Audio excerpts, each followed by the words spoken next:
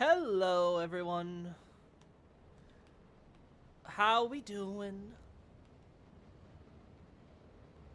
I, for one, am having trouble apparently getting my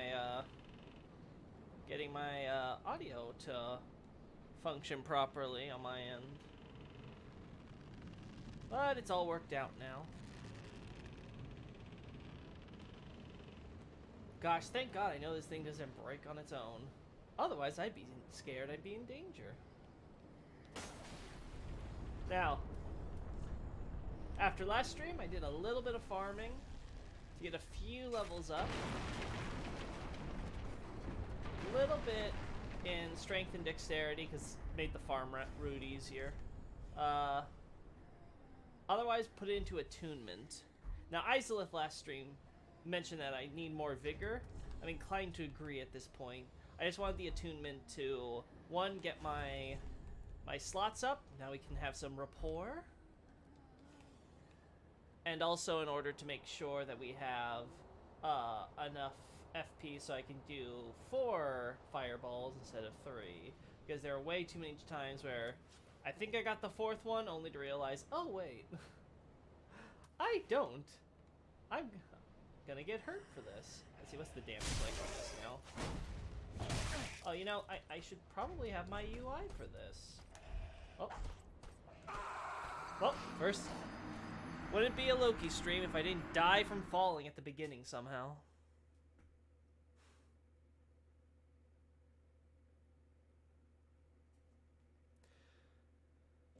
Let us go, let us go.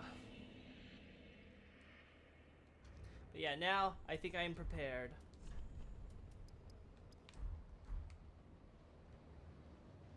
Let us move right along.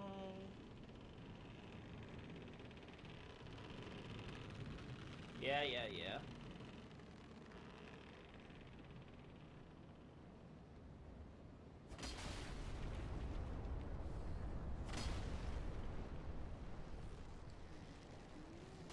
One. Oh no. Okay, there we go. This time we can actually test the damage. Let's see if I can get rid of that bowman this time too. Oh, no. That wasn't intentional.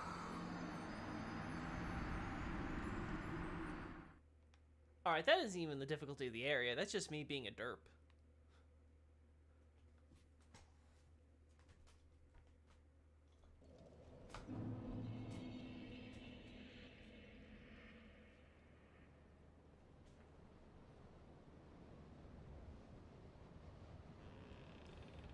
So what we want to do is go there. Hopefully we can deal with gravetender. If not, maybe it's about time that I do get a little more vigor so I don't get one-shot by some of the wolf's moves. I don't mind not losing my souls. Go. I have more than made enough off screen. Alright, we're gonna want to deal with the wolf over there first too, so let's just see if we can deal with, yeah, there we go, deal with the crabs. Moving down, moving down, moving down.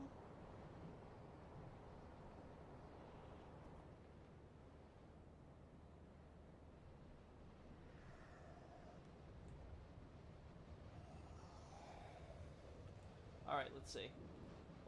Strong attack? I can almost kill him with a single strong attack. That's not that bad, to be honest. So let's see, is that 2 or 3 hits, though, of the regular? I imagine 3. Yeah, still 3. A little bit more in the strength and dexterity, and it would be 2. Yeah, you, we're gonna have to get used to you existing.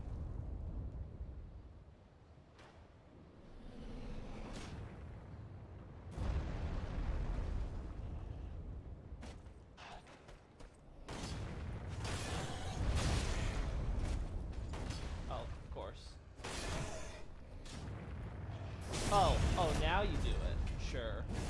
Sure, game. Whatever that jank was. Now you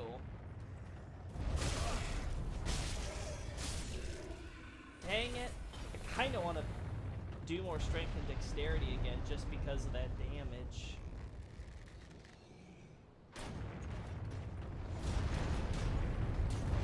Woo! How the hell am I not dead? Looks like I'm missing the big boy though. Fine. We'll try surviving without him. Oh no, maybe we can go back up. Let's see. Shouldn't give up just yet. Yeah, we can correct this.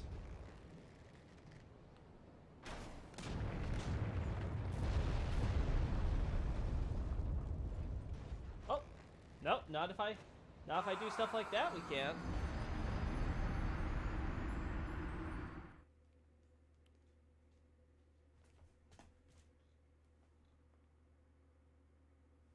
Nice.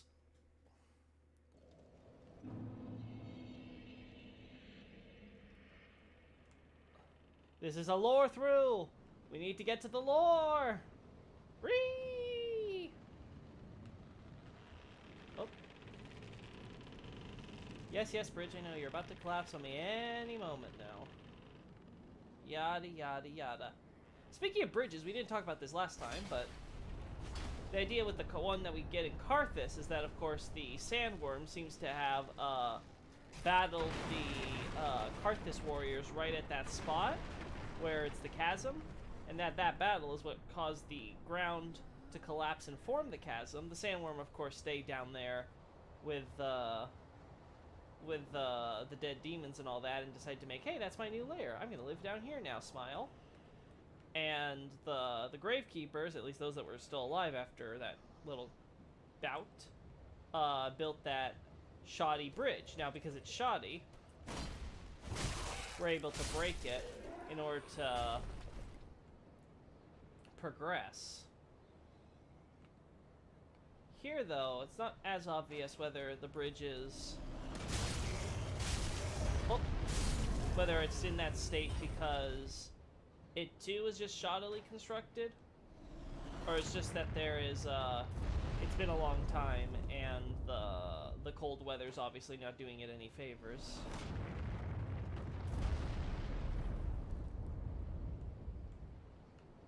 Yeah, there's no one back there, so we're safe here.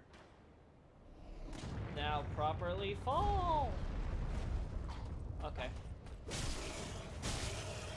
Oh, no, you're not gonna block? Okay, sure. Whatever, shield boy.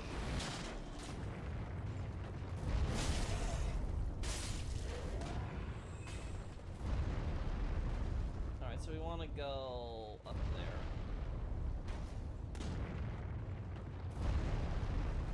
Right?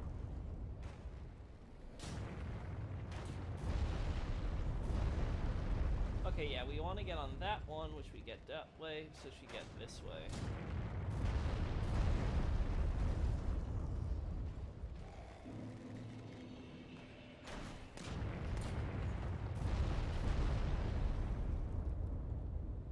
Oh.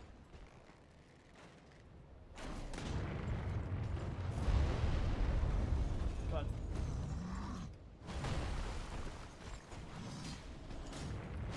Oh.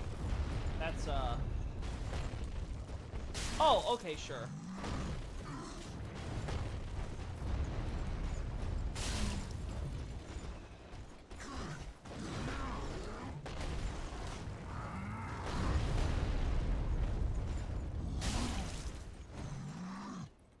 Oh, yeah. That was me dodge rolling, expecting an attack, and there was nothing coming for sure. Okay, but now we know the route. And I wonder if I can drop down alternate to get behind him.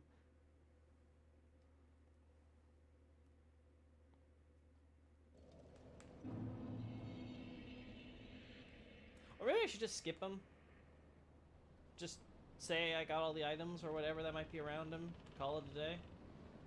That might be the smart tactic. Especially since we want to get to the... back to the crabs. Return to Crabda. Oh. Hey.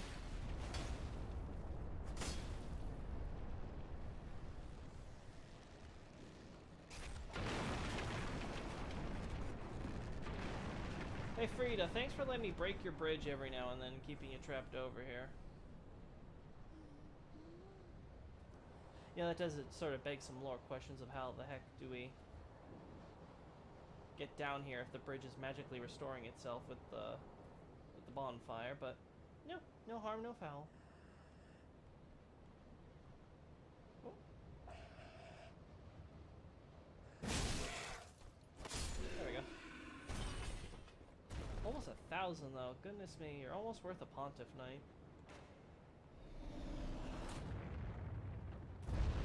That's a scary thought. Okay. There we go.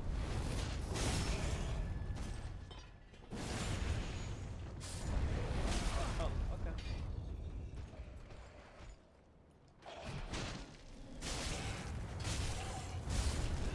Gosh, I hate having to make a third swing on that one. Oh. Okay, sure.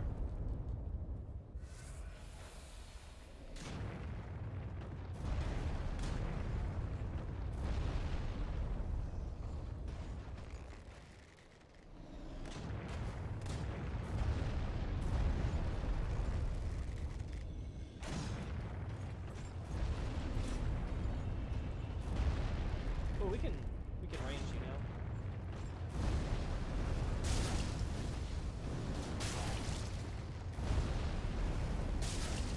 Come on, fall! Yes!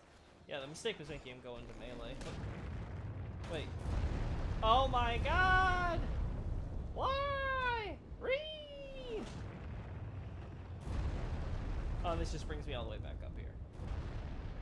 Yeah, okay, so. This was literally pointless! No! I was like, no wonder I don't memorize this area very well. There's not much here. Surprise.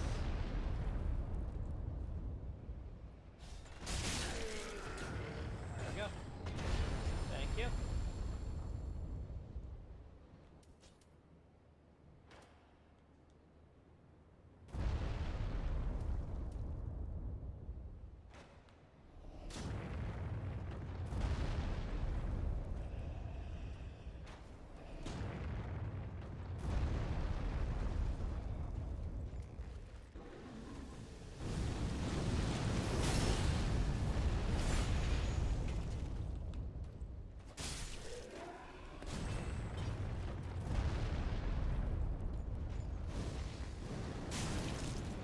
All right.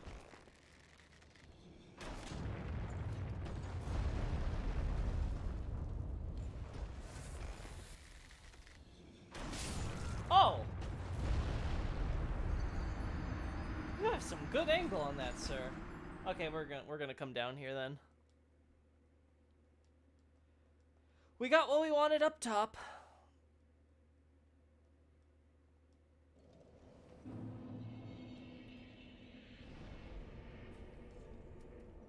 Yeah. Back to the bottom of the painting.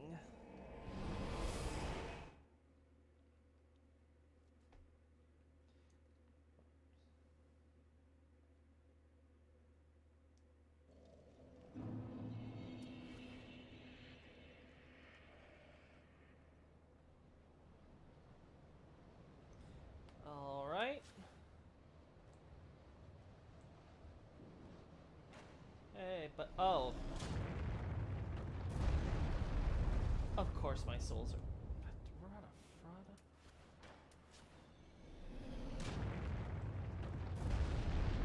Oh my god, lock on. I'm not asking for the world here. Oh. Okay.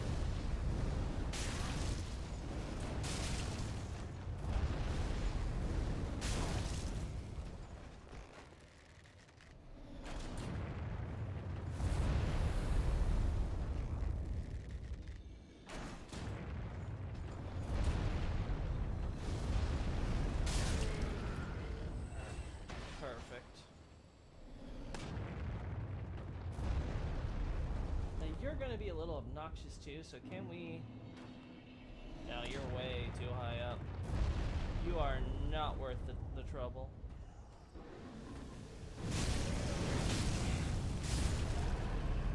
God, you can't hit me from this angle, though. Now. No, there you are.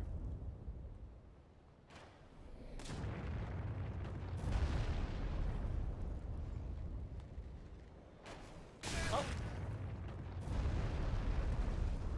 Okay, you know what? We're ignoring you. It's really no point trying to climb up for you. Oh! Oh! But that's a death. Okay, sure. I don't have the cat ring. No, I think I got it from Shira, so... Not Shira. Cirrus. Ugh. Names! Move and lair.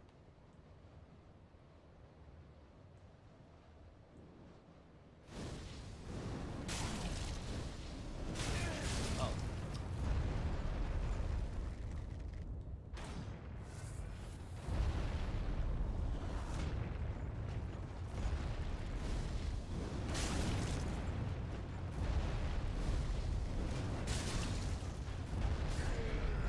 Yeah, die from falling you. Let's get our 20k souls back. That one shouldn't be too hard, just gotta go all the way over there. Then we'll come all the way down.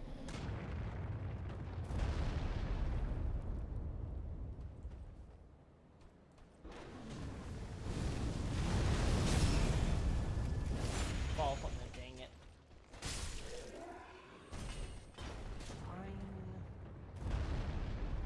We're common souls. Relax. Don't do anything reckless.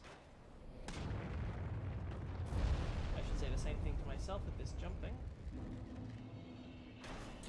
Yeah, okay, you can't hit me from there. No, Loki, don't get greedy. You can do this. Oh. Well. Saved myself there. Alright, now let's deal with the crabs. Oh, that's not what I want, but okay, sure.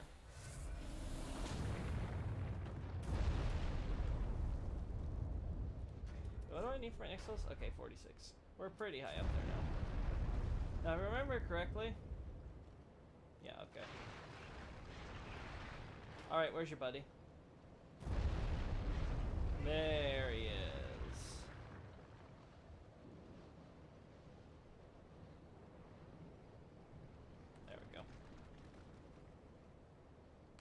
Oh, you... There we go. There we go.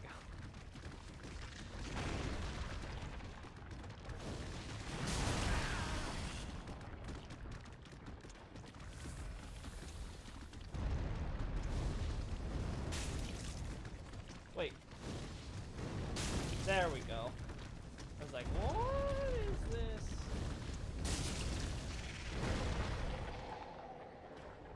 Oh. Right. Not my blade.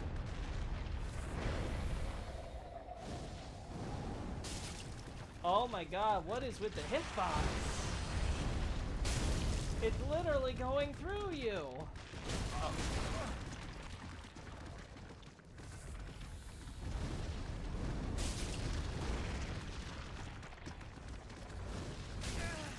That range.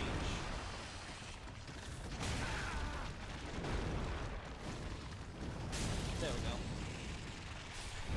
That's one. We should be able to deal with the other one. You call this Fashion Souls? Listen, Acer! What do you think I'm working with here? I have 21 vitality and nothing else. I'm working to Black Iron Tarkus as soon as I get Havel's +3 ring. Don't blame me for destroying my stray demon soul for an easy level up early on, okay? It's not my fault. I'm a victim. Oh.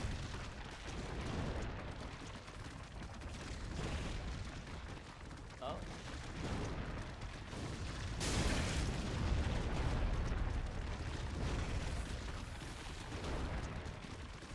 Oh. Oh.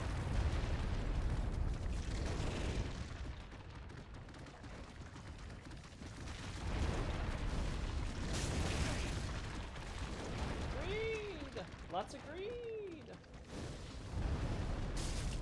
Oh my gosh, I'm tired of this. Stop blocking it with your claw somehow. Ugh. Come on. Go on, buddy.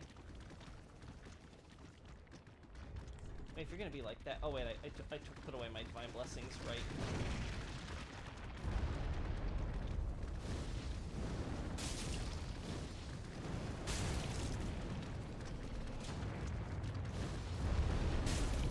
Oh my god, why? The hitbox is so finicky. There we go. Finally! There's the crystal gem. Now this is an interesting find for the sole reason that it's in this location. We don't get crystal gems anywhere else. Like I said last stream, this is clearly a frozen river that would lead into a waterfall over there, though we don't get there.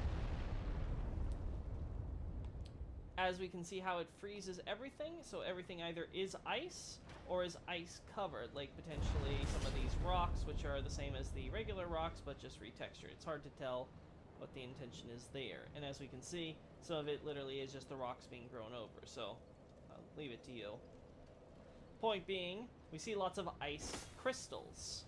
So the idea that they might want to recontextualize what was originally meant to be gems that the crystal sage produced. Oh yeah, and I don't know if I mentioned this in a previous stream, but I did double check the Japanese for this, and yeah, it's not that it was introduced to Lothric by the crystal sage, it just generally acknowledges that the crystal sages produced these. Since we also, of course, find them in Faron and Cathedral of the Deep. Anyway, on the subject, the idea that there are magic crystals that are being produced here gives us idea that this ice, despite all appearances and behaviors, isn't just regular ice, it is fundamentally some kind of magic. Of course, much like the painting world, of course. Oh! No! No! You monster! Why are you alive? No! Anyway, much like how we brought up earlier about the river being sort of frozen water, you have to question, okay, well, where's the frozen water come out when it's all a painting? It's all something someone drew or made. Well, Ariamis created this dimension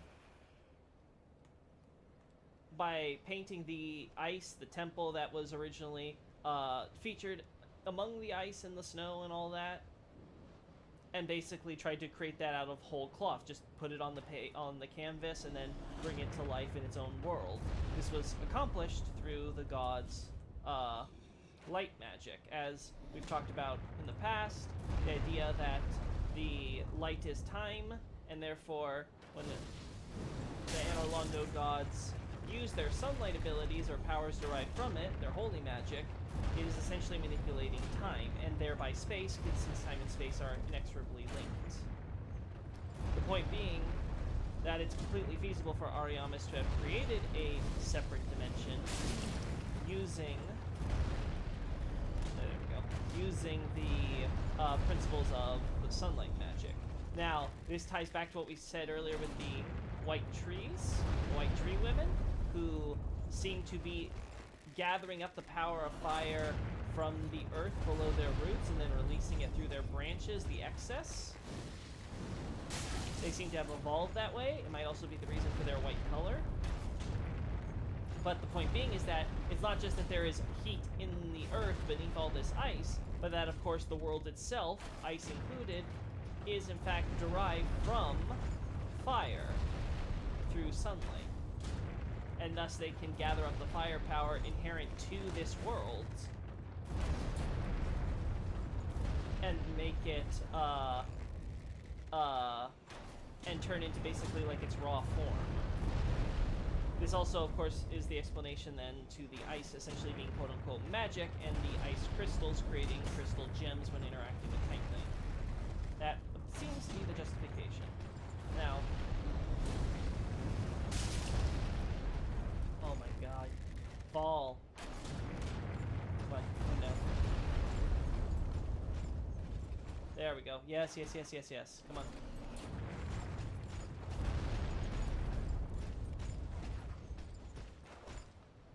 Oh my gosh, you...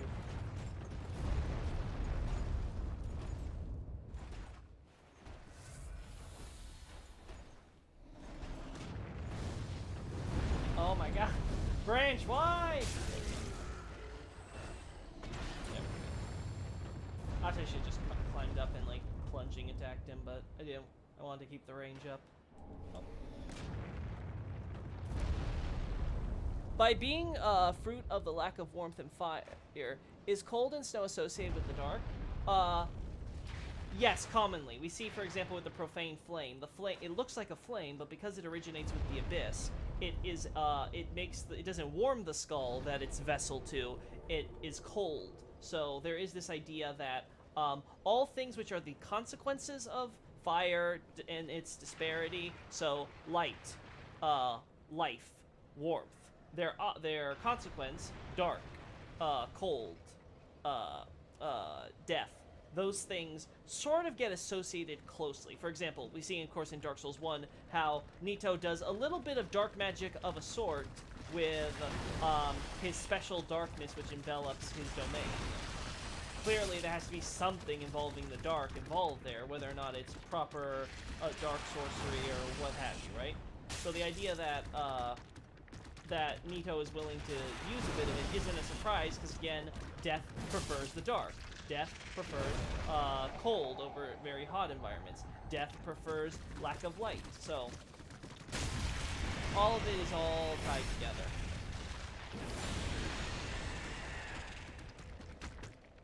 Gosh, you are so obnoxious. Oh.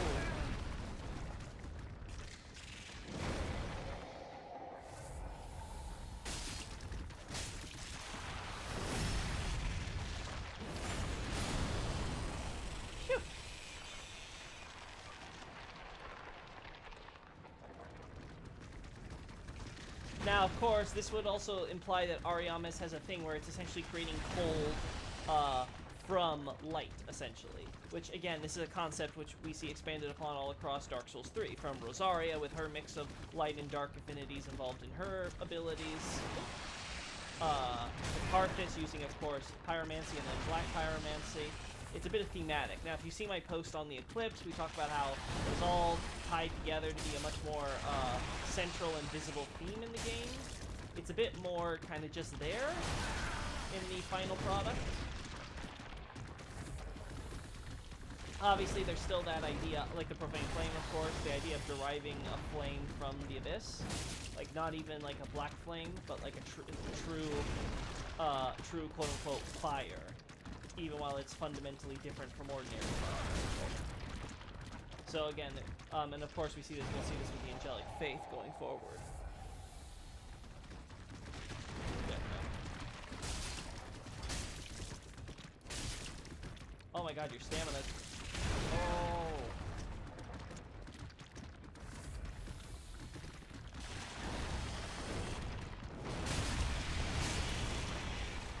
Fine. God, breaking you forever. Thanks, I guess. Yeah, now we're getting close to level up, so we'll do that. And then, again, as we can see, this. Now, the white tree aspect becomes especially interesting, because if it is a result of their evolution in this environment, of it being both, of course, cold, so snowy and white, but also, of course, absorbing the power of sunlight and the fire undergirding that, then there comes this interesting idea of, okay, well, isn't that similar to what we see with the white trees of that Ulasil used for its light magic and its sorcery saves and all that? Oh. I don't know how that grab hitbox missed, but whatever. Like, I'm not crazy, right?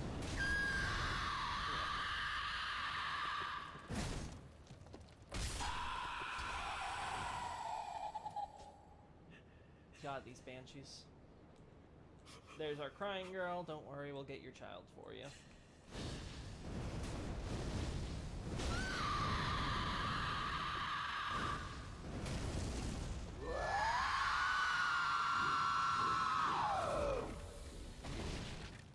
There we go, breaking.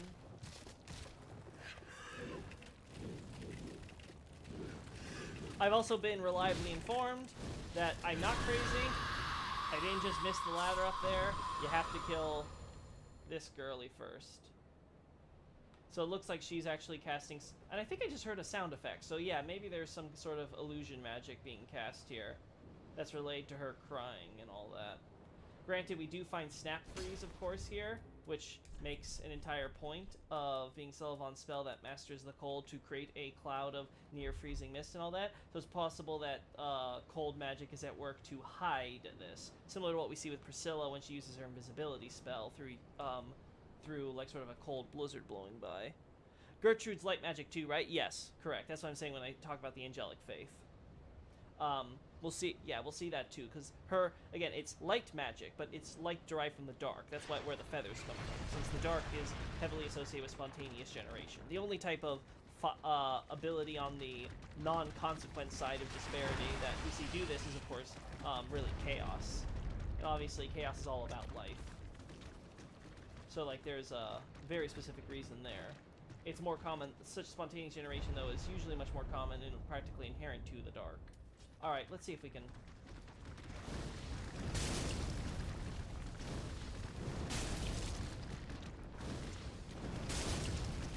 Not bad, not bad. Oh!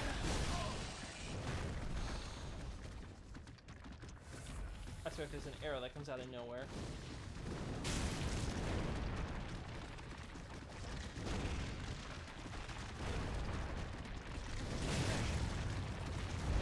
Oh my god, just give up.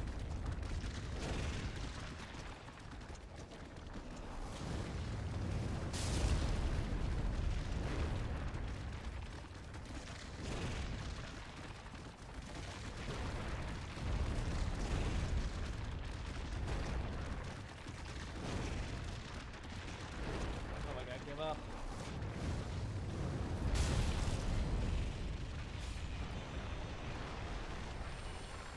Yeah, you're not giving me any extra reward. Okay, we're leveling up and then we're gonna try the boss. I think we've done enough here. Is there anything back at Firelink Shrine that we can benefit from? I guess it's time to corrupt Arena and piss off Aegon. I guess we can do that. I can't remember, do you have to actually buy stuff for that, or...?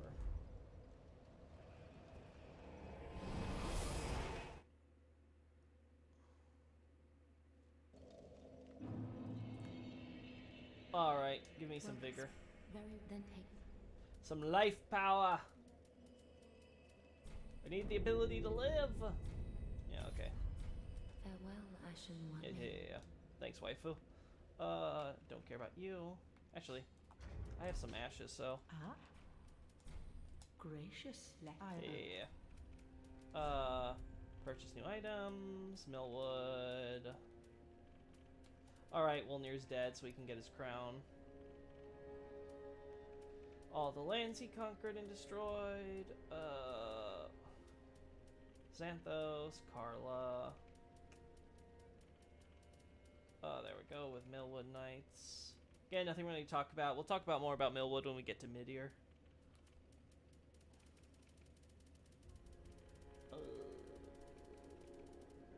Yeah, nothing special. Ashen One. Yeah.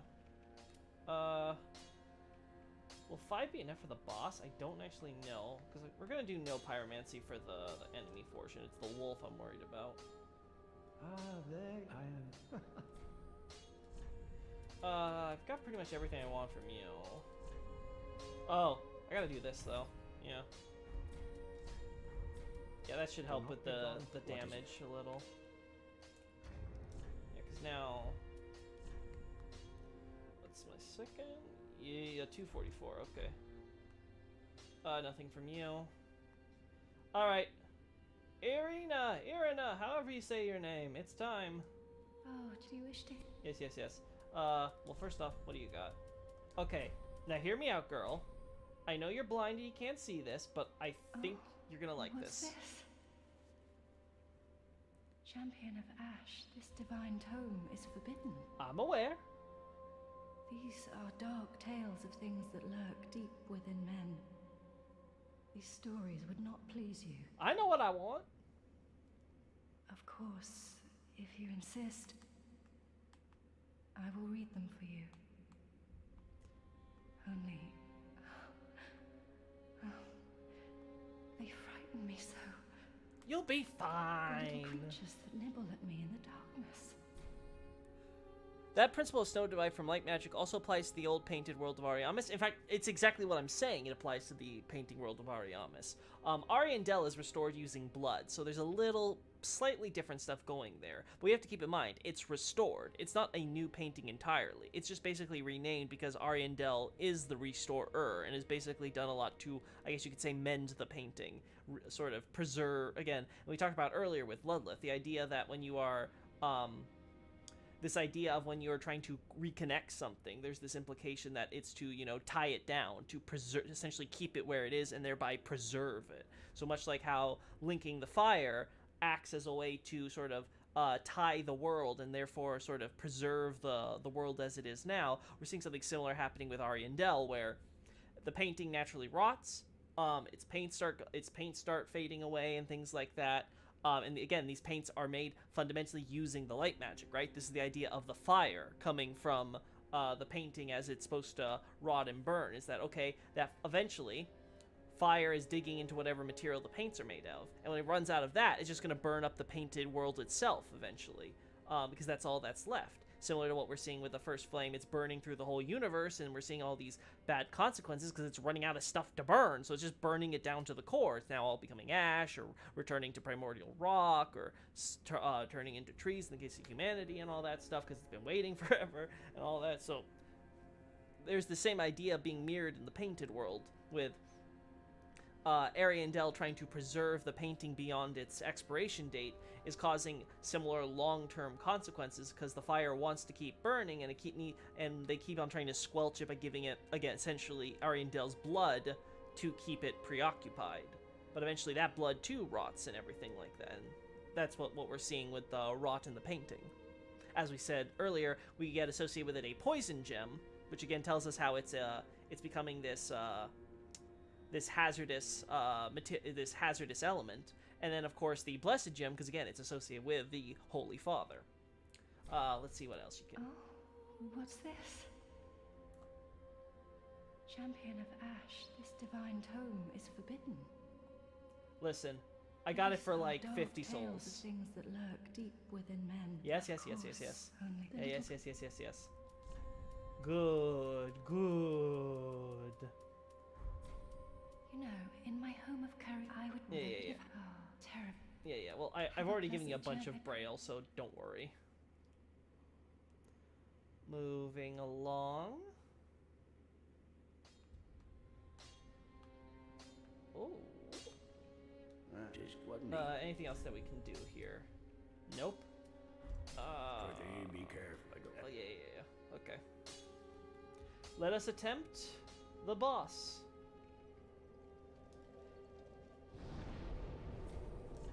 Like, this is a fairly easy boss, so, like, even if I'm, like, a little mid-game level going against end-game content, it should be fine.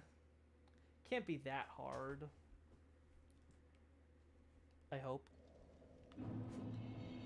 Okay. Now our lovely, little gravetender over here. Again, notice how this is at the foot of the Corvian village. Okay, nothing's gonna shoot me. As we can see, this is the tower that we see, we encounter Priscilla in Dark Souls 1. Again, the idea being this is the bottom of the painting, so naturally we can see some remnants of the original Ariamis. I guess you can say underneath the blood oils that have papered over the original canvas work. Now this is similar in style to the original, though it's not exact. It uses obviously some Dark Souls 3 assets to recreate, including stuff from Irithyll. The graphic we see there of the blossoming flower within a sun figure, that is back here, which makes sense because again the painting was created by Ariamis, who is presumably one of the Anor Londo gods. So that's good to know. Pretty flowers, don't know if they mean anything. Like I said before, if there's someone who is expert on flowers and flower language in both. Probably we would want to know Japanese flower language specifically for this, but English might work too. Anyway, good to know what these mean exactly. As we can see here, some wolves that are all... Oh, no, wait, we gotta deal with the wolf. Okay, that's what we gotta do. We gotta go back and deal with the wolf back at there before we handle this, because I want to beat the challenge. We don't want to beat the boss quite yet.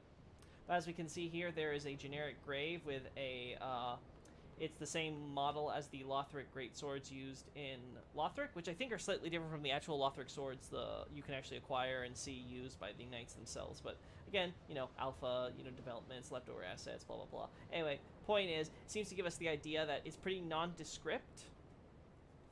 And from what I recall, the champion buried here is actually supposed to use a different weapon, so it's hard to say what that sword is supposed to mean beyond the fact that, hey, he's a warrior.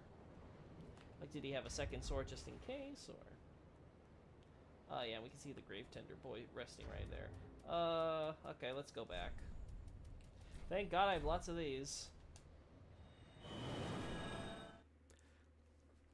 We're gonna... We don't need to... Ooh, I can't use, rapport against, the wolf, I don't think, so... Tune. Let's just do this then. Ooh. Would the snowfield be faster? It might be slightly faster. We'll try it this way.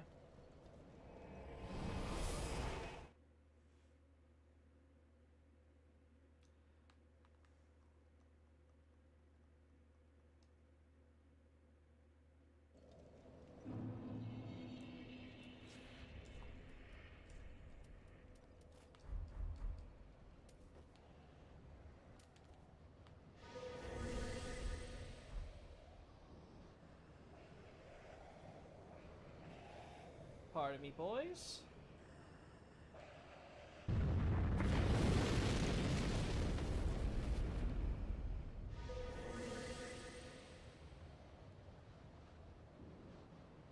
Just stealthing my way through.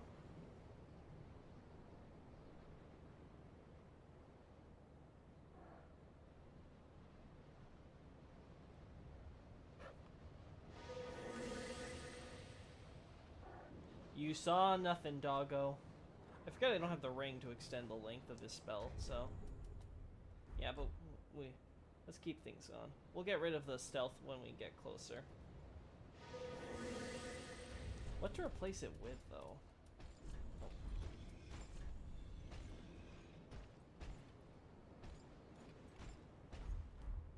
I guess more pyromancy.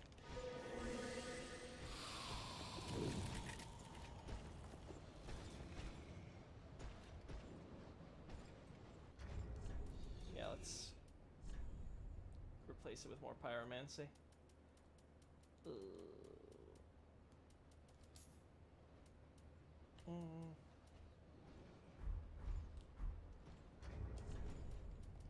that way we don't fat roll. Okay, yeah.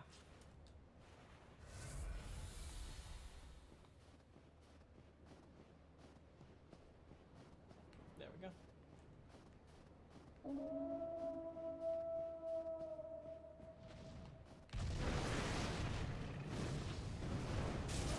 Camera?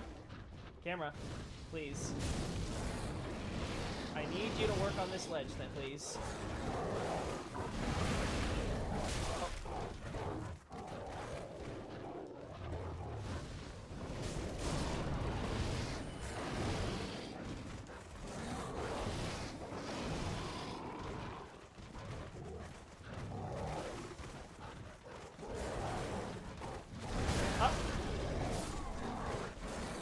Yeah, I don't think this is gonna work. If I was on the level, maybe. But as is, it's like, oh boy. Oh boy. That's a lot of wolves.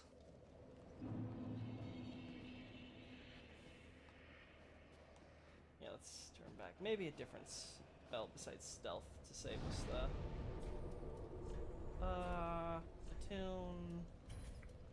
What do we got? I guess I could report a wolf to distract. But that's that's gonna take so long, though. Oh... I think that's gonna take too long. What if we, instead of damage then, if we do fine on damage, let's go for casting time.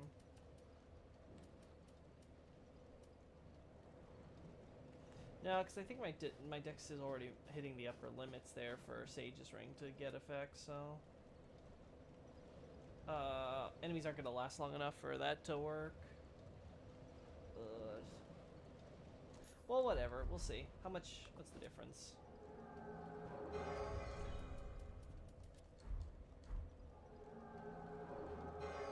I'll be honest, I don't think it matters. Ugh. Ooh. I like using this spell, this ring, but not with where we're at right now.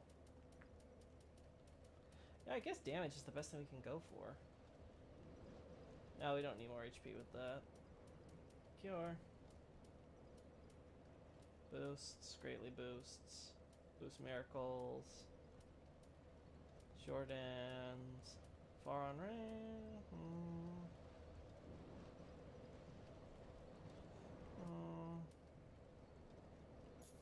This might do something, but is it more than what a Pyromancy boosting ring would do? Because honestly, my equip load is still pretty decently high, all things considered, so no. Yeah, I think Pyromancy is the best bet, so let's just ignore the enemies.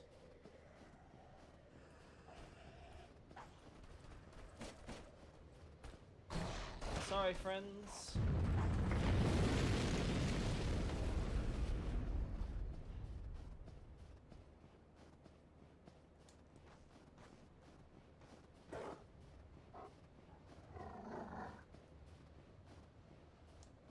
Yes, continue to ignore me, Wolf. I said ignore me!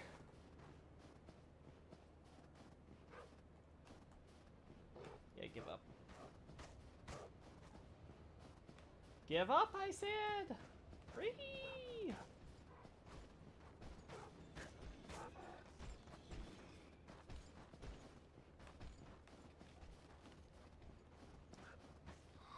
We don't even need stealth for this, we can do it fine.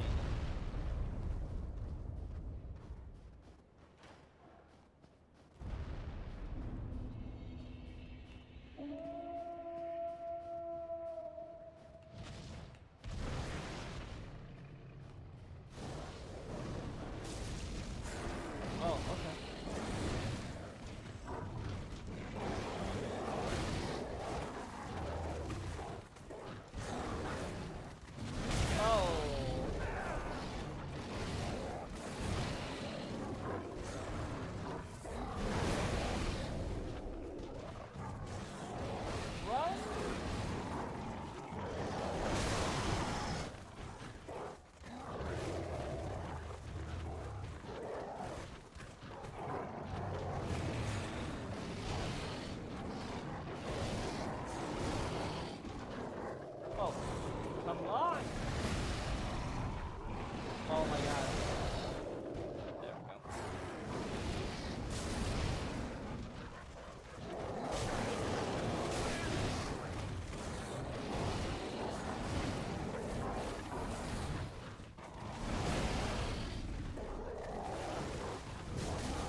Camera, cooperate, please. Oh! I got it! I did it! Doesn't matter how, I did it! Alright, now we can just worry about the wolves by themselves, and we can skip them. Honestly, I don't even mind. Because I got the... Yeah, I got it anyway. not even the biggest reward. Alright, let's kill Wolfie proper now. But yeah, if I'm doing good enough damage to make that thing stop, I think we're good for the boss. I just gotta worry about phase 1 with the few wolves and the gravetender. And then from there, it's just Kite and Wolf. Kite and the Wolf Leader.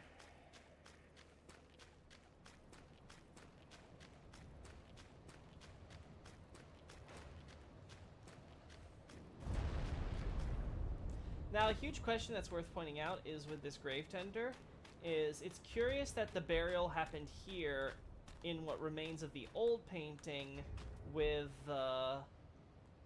this. I'm not too familiar with how the arena works, so maybe people can confirm for me. Is there an arena map that takes you to this painting world area so you can believe that this was a place where people, where undead used to fight? Because if not, then that leaves us with other possibilities that might be worth considering. You still there, buddy? Yep. Now, if you'll pay attention closely, I think if I recall correctly, this guy wears basically chainmail set plus a dark wraith helm, which gives us a decent idea. Come on.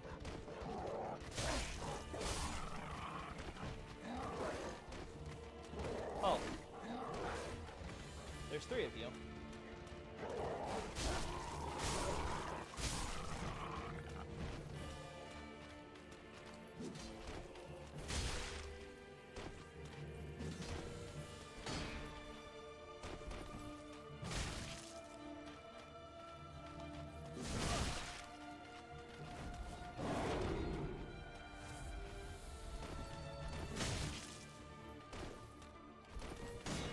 Oh, okay, sure.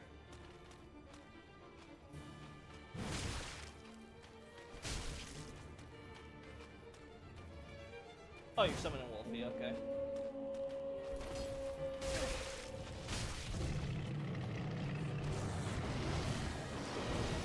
Alright, now we just gotta dodge you. I'll worry about you. You're the real boss here. Yeah, that's a... Thanks, Wall. Okay, yeah, but this seems fairly simple. I just gotta interrupt him before he does the summon, I think, and we can deal with him first and just focus on Wolf Boy. Because Wolf only has the one big attack with the charge that I need to worry about.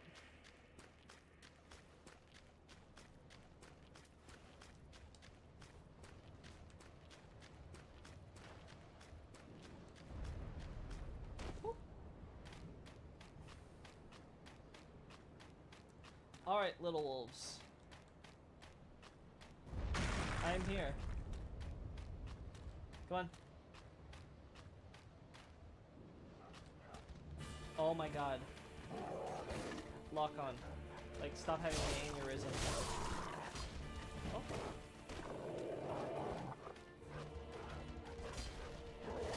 Oh, that was accidental, but it worked in my favor.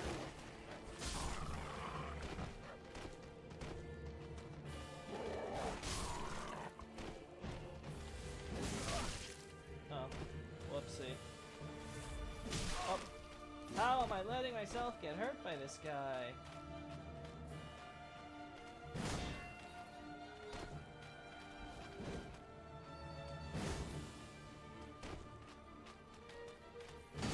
Oh.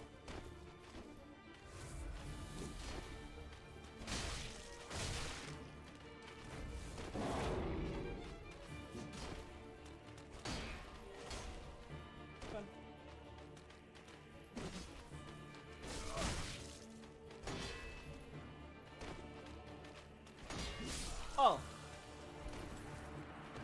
That's why I dodge rolled it.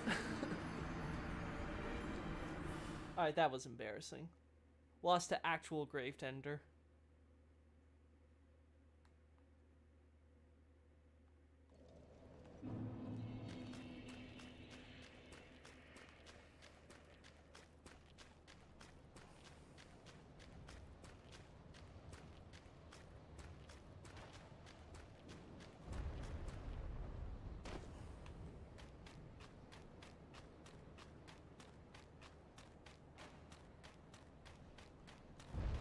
eyesore out of the way.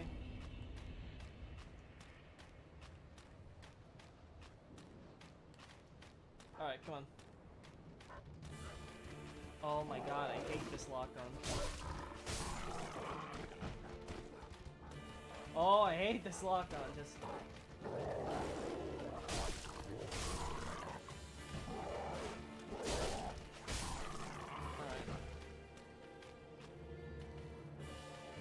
Oh, you didn't charge like a blind idiot this time. Okay, come on. Actually spacing. Why?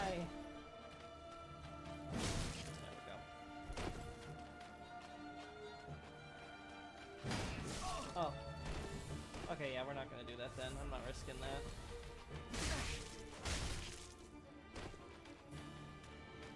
Go on, go for the attack.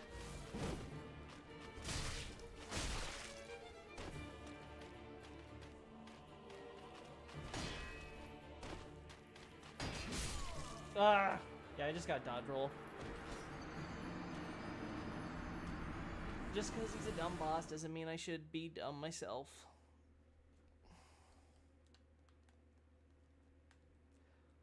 Probably gonna go for the first prize on most deaths to this boss.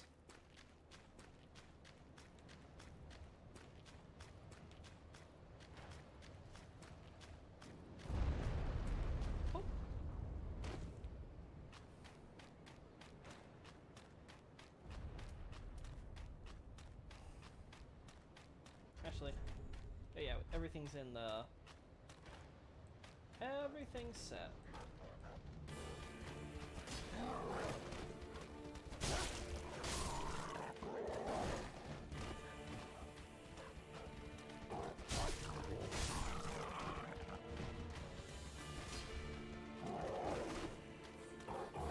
Come on.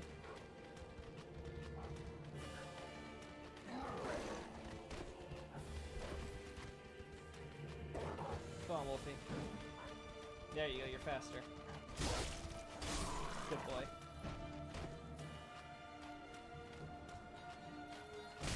Oh my god.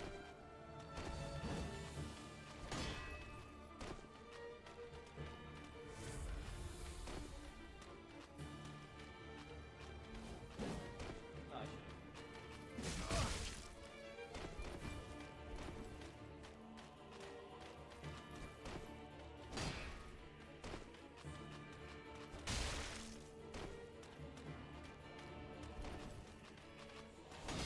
Oh my god, I keep falling for it like a moron! Whee! We can do this. I just need to dodge. I just need to go in and dodge all his attacks, not try to space him. There's no point. He's slow enough with those attacks that you can probably dodge roll each and every one of them. And still have time to attack.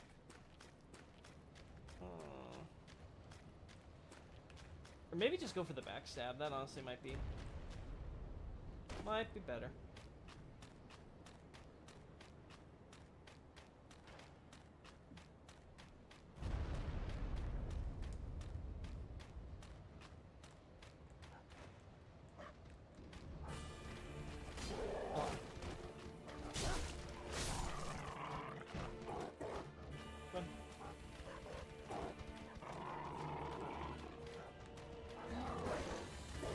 Oh my god. There we go. That worked out better.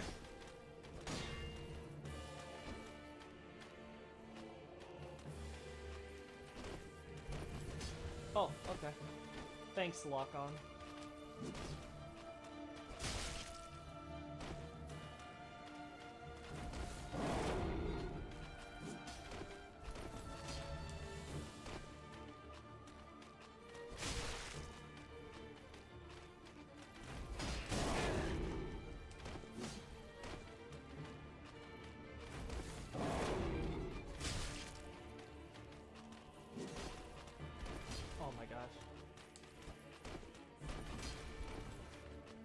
Stop running.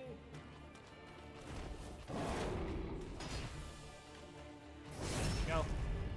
And death.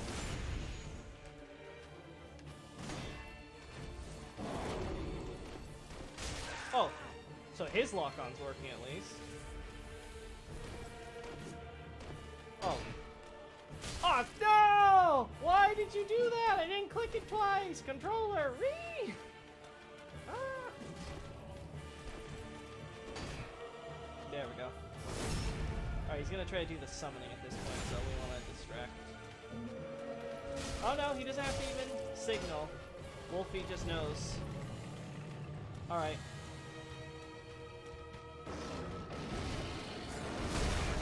That too early.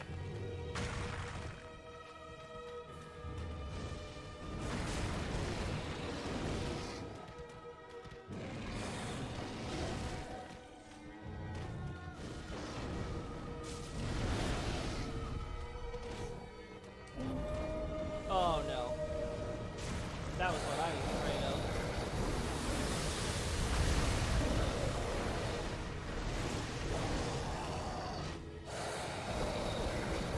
You're not a dragon!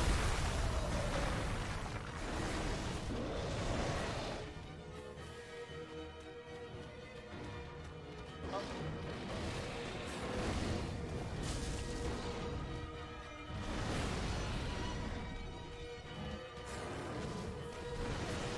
Dang it.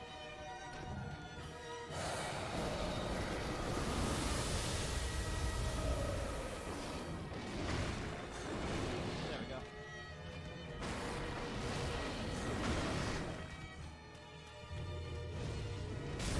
There we go. Alright. Not just the weak one. We can...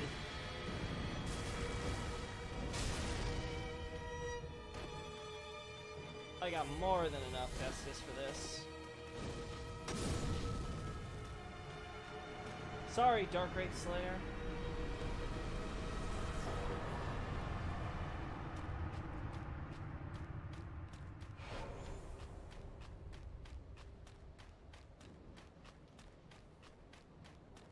Now, because we're apparently natural-born grave diggers, we dig up this champion's bones along with his weapon.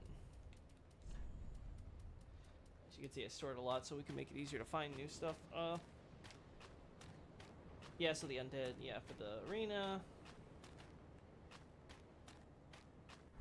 All he had left was the page and this wolf, so... Wolf ended up creating a full pack here. Gravetender, as the page kept standing by to protect his grave. And if I... Yeah. Again, curious what it means, considering that the champion used to wield the Valor Heart. What this great sword doing here might signify beyond just saying, oh, he's a warrior. And it might just be that. Make it clear.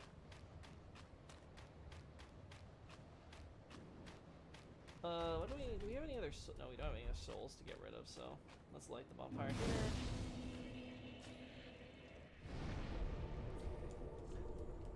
Go back for some more vigor. Which, I'll be honest, I think saved us at least, it saved me at least like once or twice, so I think that extra point definitely paid off. Alright, let's keep going. All the way to 44. Yeah, look at that beautiful health jump. Farewell, Ashen Maiden. Yeah. I'll be back very shortly, my friend. Actually, now we should see... There he is. He's back! Oh, then we're both safe and sound. Thank the gods for that. I don't like getting things so close. I might have died if it wasn't for that peculiar onion knight. But in the end, it all paid off. Yeah. Take a good look. They're sure to be of some use. As we can see, got divine blessings. Some stuff related to Irithel. One of the interesting things, of course, is the Scholar's Candlestick, telling us that some of the scholars from the Grand Archives have been to Irithel, as has Lothric Knights. Again, we confirmed that with the dungeon. Again, more Lothric Knights.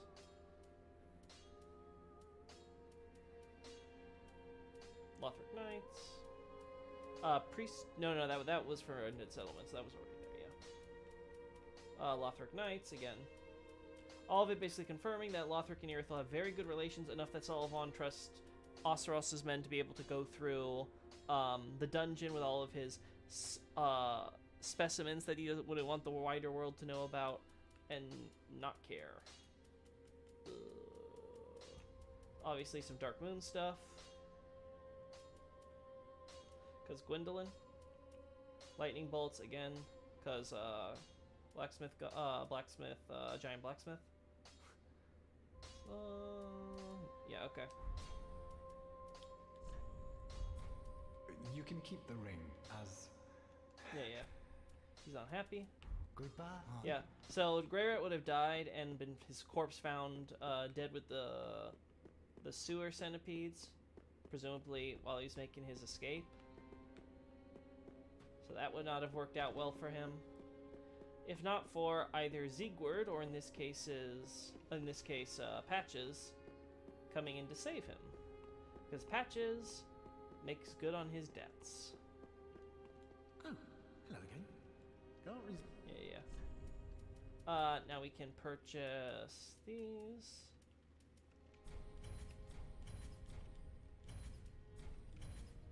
Thankfully, I have souls to spare from a boss fight. So we can... we don't need the shield, right? He's just gonna magically get his shield back. I think we just need the armor. Yeah. And I think he starts selling this after... Does he have the... Does he start selling Horsehoof Ring before we give him the tip? Thanks, good. Yeah, cool. Actually, let me double check. Ah, I see a slinky. Doubtless I should do well. Yeah, no, acts like he doesn't know. Now let's go save Siegward and do Yhorm.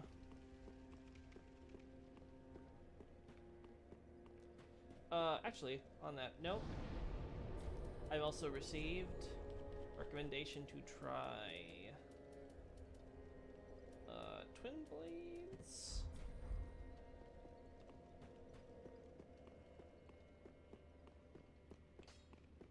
Can we upgrade these at all? What? Yeah, shard, large. Yeah. Yeah, then we can use those bleed on our friends in the Profaned Capital Church. But let's first save Siegward from a well. He's been trapped there for God knows how long.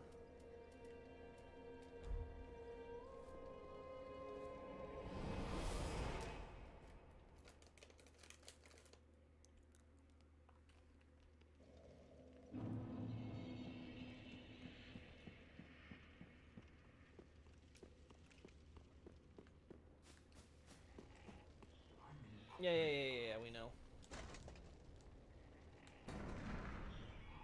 Yeah, there's your armor. Yay, rejoice! I love how we get the gesture even though we can't even see the bottom of the well. It's like, oh, yeah, I guess he's just doing that. No, with my trust. Until we... Yeah. Thanks a whole lot, buddy.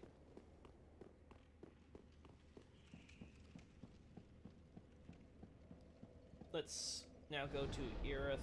Let's go to Distant Manor and double check that he isn't at Irithyll.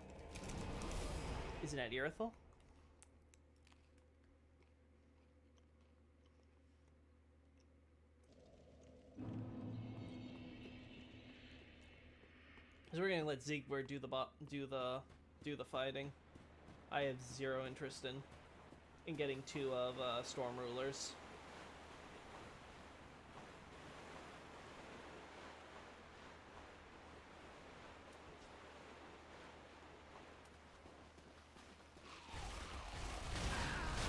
Oh my gosh. Oh my gosh.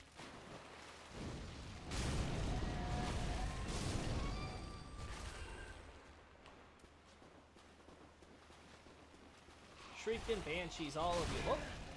All of you.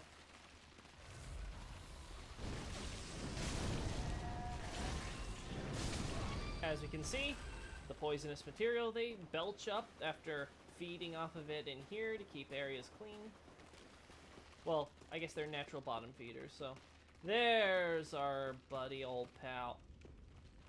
Thanks for the Estus soup.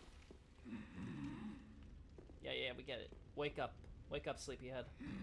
Oh my god. Yeah. You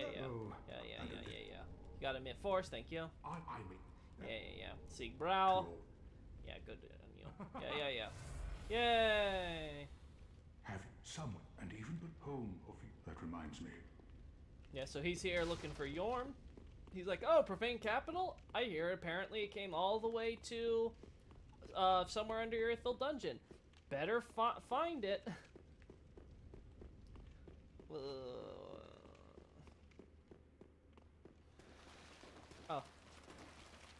Oh.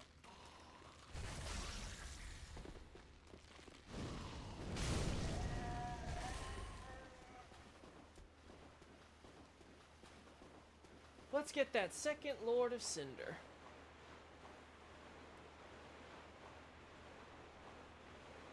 You know, I might rename this stream just because ended up being a Profaned Capital stream too. I was expecting we were struggling a lot more even with the level ups. Turned out we did decently okay, all things considered. I guess I could have continued into Ariandel, but Ariandel is done for the time being. Profaned Capital. Let's have another run through the church. So as we talked about last time, Sullivan, who was working as a sewage management engineer, ended up coming across the Profaned Capital. He hired Gilligan to help set him up so that way he could study down here while they were doing their construction. As a result, he discovered the Profaned Flame. Sorry about that. Learned a lot about the side of sorcery that he was missing under Gwendolyn. And ended up, as the Profaned Flame Greatsword will tell us going forward, that there was an unquenchable ambition that he got along with that unquenchable flame. Of course, the question would be, why would Sullivan, a boonies out in the painting world, decide he would come to Irithyll? Presumably because it's got literally a sorcerer, the leader of the gods, who happens to be a sorcerer there. He probably saw a chance to be able to understand pretty much everything there was to know if he went there. Plus, as we'll learn, there's another figure from the painting world there who he might have known was going to see her brother. So that all sort of ties them together. Sullivan just didn't like his small world. He needed to understand much, much more.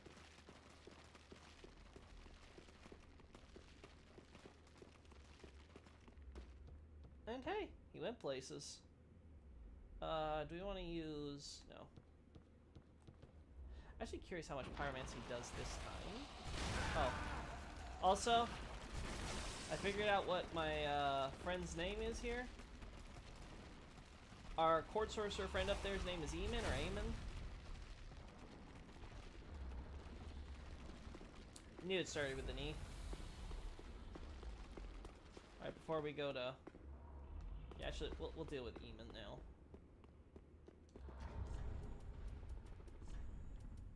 I should be able to do this behind him. There we go. Yeah. Oh! No, I gotta do it. I gotta do it while invisible. He's got eyes on the back of his head, clearly. So, mate, I know you got the Profaned Flame and all, but how about some pyromancy? Oh yeah, you don't do good to pyromancy. Oh, and I do surprisingly well to sorcery for literally wearing rags. Oh, I forgot your AI broke. If you want.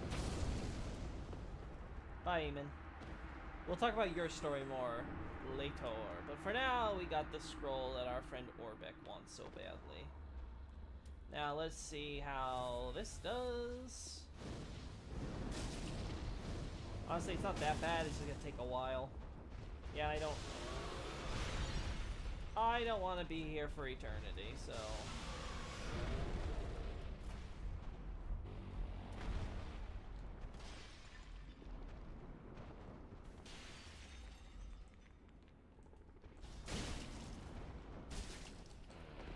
Oh.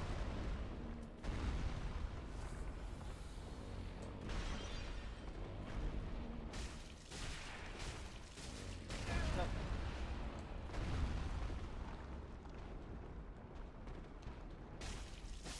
There we go. Yeah, not that bad on terms of damage. Dung pie. You, though, you will go for the original setup.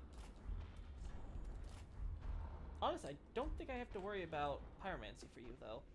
Alright, so as we can see, there's a mimic here. In the church. Storing... There we go. Go on. With a court sorcerer staff, showing us that they really value Logan's old staff enough to create replicas of it.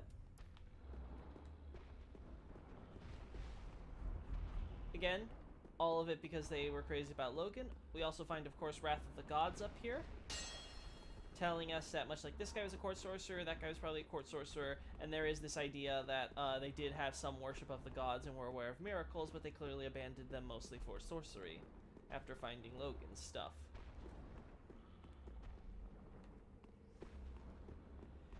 And as we can see from the idea of Wrath of the Gods, they feel like they're being punished for their sins.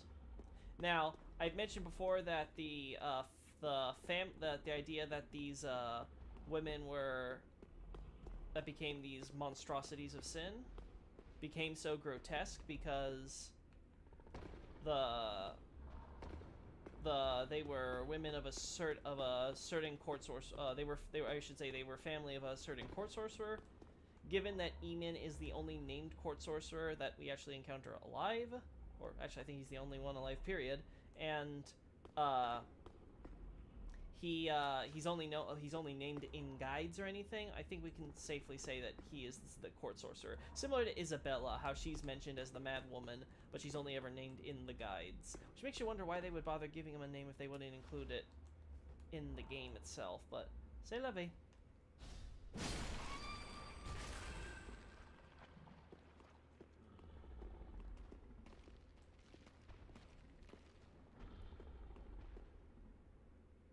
Yeah, don't cause me problems. Yeah, I don't have to worry about that.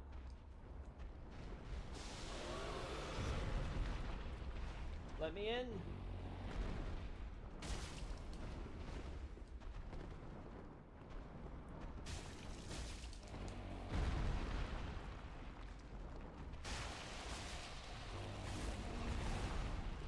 There we go.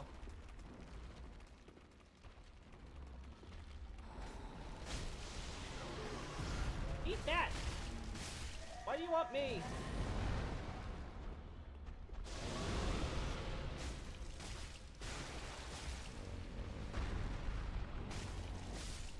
There we go. There's Eleonora. More dung pies. So as we can see, they're basically just sitting around shitting all the time. Doing nothing, lazing about. As Eleonora reveals, this was the trigger of the profane flame. But the idea being is that it seems that Eleonora was found inside of them. Presumably it was used because as we learn this, yeah, one sec. As we learn, it has a holy effect, but it performs a life-eating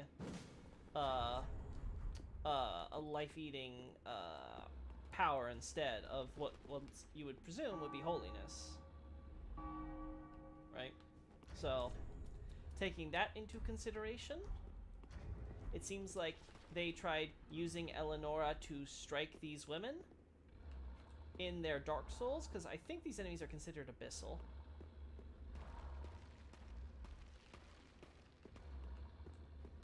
And the underlying... Actually, we're going to deal with this one here. Oh! What?! Oh. Okay, sure. Purging Stone, they're trying to get rid of the curse, much like the Purging Stone we found out in the swamp last stream. Or stream before that. I don't remember. Oh. Oh. It's gonna hurt. No! My souls! My souls! Get off of me! Get off of me, lady!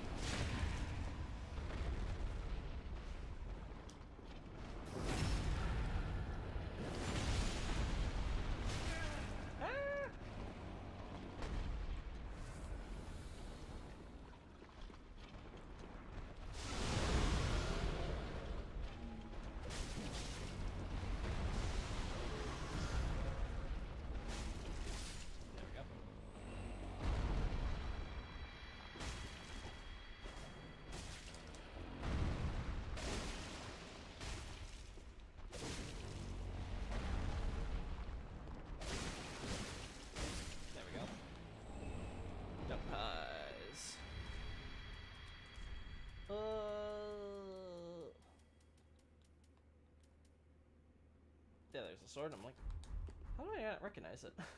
There we go. So there's our monstrosities down. They won't be coming back. We're almost at level up territory, so let's just have some fun with our little sewage friends. Now, I mentioned earlier, of course,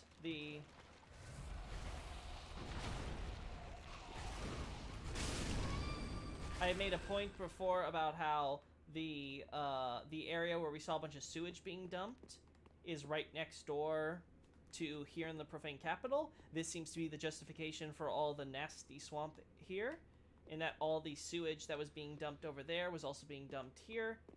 And then, of course, that's stopped with the dungeon appearing, but it's the reason why some of the sewage centipedes that, of course, have been going through the sewers in order to feed and all that are here, and why this church has been flooded.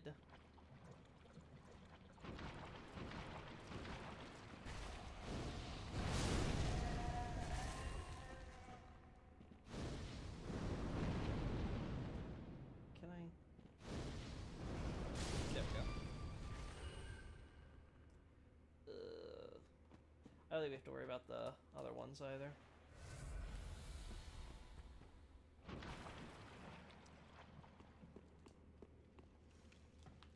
Now that we come up and are dealing with this,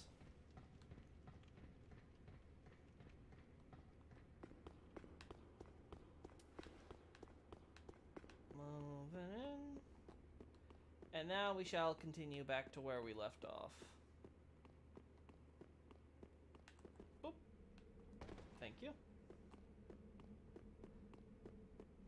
And here we go.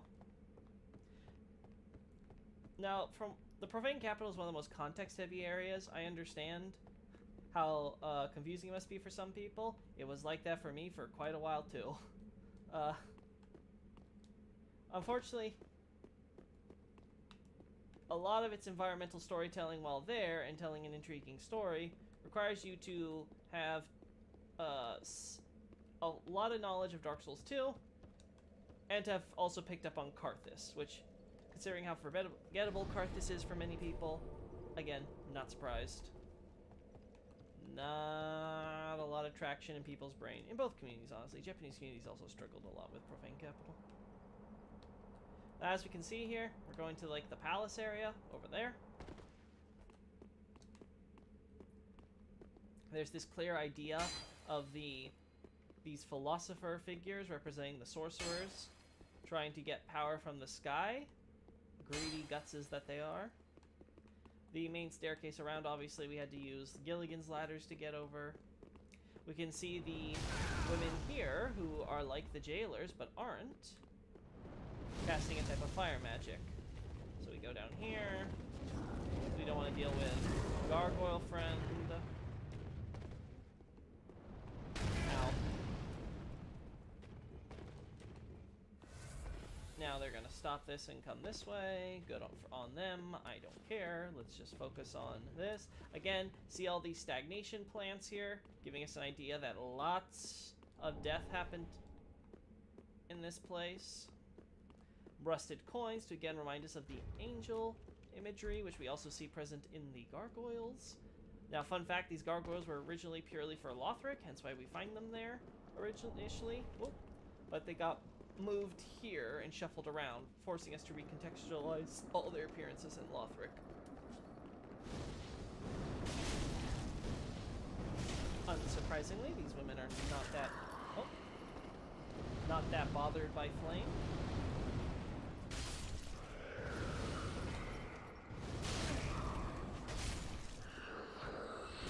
There we go. Now these are identical to the jailers. The idea being is that when Sullivan came back as pontiff, he captured many of these women who we saw jailed up in the dungeon, only to free some of them to be his jailers, of which they happily obliged. But we can see this is where they come from. And they are still very much sadistic and doing their own thing. You done there, girly? Again, you can see this image of a bull being carried by the sorcerers. We can also see the sorcerers giving praise to the flame as it rises up. Hard to say if this is a piece of the Profaned Flame specifically, but it wouldn't be surprising. And we can, of course, see how they are using magic to essentially move through rituals to move the flame around. Now, obviously, this would be like a main road or one originally.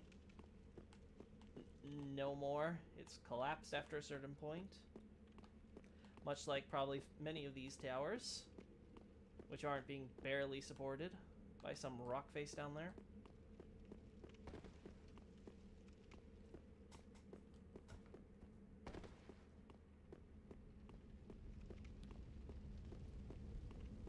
Oh, we didn't get Siegward over by the... Didn't go to the prison with him. Oh, we'll do that in a sec. Where are you? There you are. Oh. Whoopsie daisy. As we can see, Profaned Flame... why can't I say that? Profaned Flame is like chaos in that it melts mineral elements like metal and rock. We can see here how the women are absentmindedly staring at the various treasures in the corner of this. We can also see how as soon as we enter this palace, we start seeing bodies, but these bodies start looking rather burnt. So much like in Carthus, we have this idea that a bunch of unwilling deaths occurred here, en masse. So it's for whatever reason, apparently much of the citizenry, again, we saw... They signal the death of regular people in seemingly more normal ways with these plants. We'll talk about the weary warriors and stuff later. But the ones inside seem to have all been burned. There's this, of course, the idea that the Profaned Capital burned all the people. We'll talk about that in a second as well. The idea being, it seems like if they are performing rituals at the palace there, it seems that much of the state were gathering up everybody in some sort of ceremony. Oh. And then proceeded to, as we talked about earlier, try to gather, create, use the Profaned Flame from the sky, and the Profaned Flame that they derived ended up burning them all instead. Now, the reason as to what they were trying to achieve becomes apparent when we look at some of the spells. There we go. Again, Profaned Flame, the pyromancy, is about trying to take a fire and, of course, bring it over range. This is where they mention this as well. So we do get this idea of trying to engulf foes But instead of burning them to ashes, they were likely intending to transform themselves through its power. Again, the use of angel imagery is very notable because angels have a symbolism of being sort of the medium between man and divine. It's where it comes together. Now we'll see it used in Lothric to represent being servants of God, but as we can see here, the only gods the Profaned Capital worship here are men. And because of that, sort of embracing the dark, and as we can tell, all the negative oh, we don't have the aristocrat's mask to show off, but as we can see, the Profaned Capital sort of fell to debauchery and sin as a result of the Profane Flame and the luxurious success that the Profaned Capital had under Yhorm. These court sorcerers and the type, these noblemen, were most likely trying to essentially ascend to a higher form of being after Yhorm left because, well, Yhorm was the reason for their success by protecting them all. And without him, well, what are they gonna do? Well, they had an idea. Okay, we'll just quickly perform a ritual and try this ascension thing. It didn't work. This is very similar to Demon Souls, where we see something similar in Latria with the old monk, quote-unquote, who was very much all about trying to ascend man into new forms, transforming them into demons as a result, in ways that did not make Latria's upper classes very amenable. Because hey, for all the debauchery and sin, they weren't crazy enough to do human experiments. Well, court sorcerers felt differently. As we can see, Eamon may feel guilty, hence why he still protects his quote-unquote family, even after all this time. But it's long since lost its point, he wants to just stand by them. But the rest of them clearly are much more enthralled about preserving their riches, power, luxuries, and all that. Alright. Again, we can see a bunch of mimics up ahead as they're staring at the treasure. You gotta come.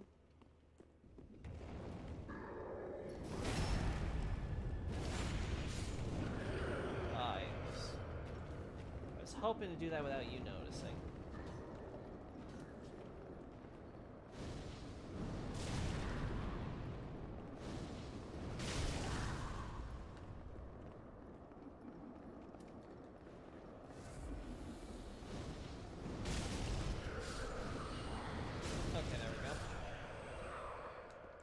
We got a lot of souls on the line, so let's try to keep ourselves alive here. Buddy? Yeah, there we go. Buddy? Okay. Don't need to tell me twice.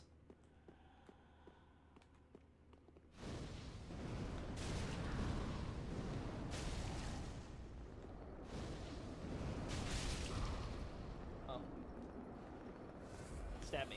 How dare you. There you go. Now the jailers, as handmaids to the nobles, i.e. the court sorcerers, became sadists as a result of performing all the debauchery and sin. As we can see, they still love it, and they like to stab and make people bleed. There has been some questions about their involvement in what went wrong here.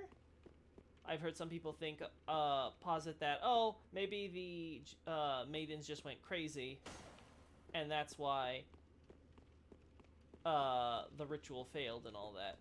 It's possible that that was involved, but if so, there's questions of why then and there.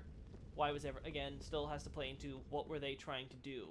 And I think that the issue at hand was that they were inherently trying to do something very difficult. They were essentially trying to perform a sort of like an abyssal transformation through the power of the Profane Flame to make themselves into quote-unquote angels, godlike men. Achieve the divine.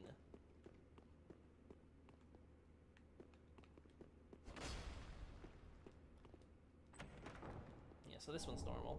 As we can see, Ember mixing light, mixing dark with fire. confirms exactly the type of mindset that was going on here.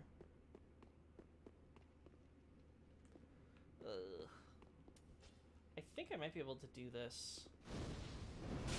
Yeah, there we go.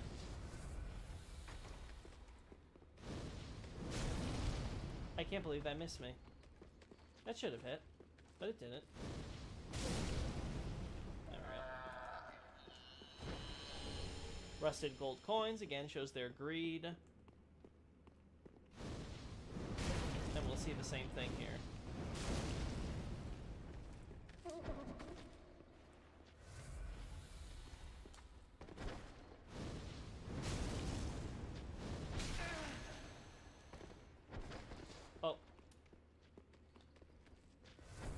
Oh, yeah. I should not have done that.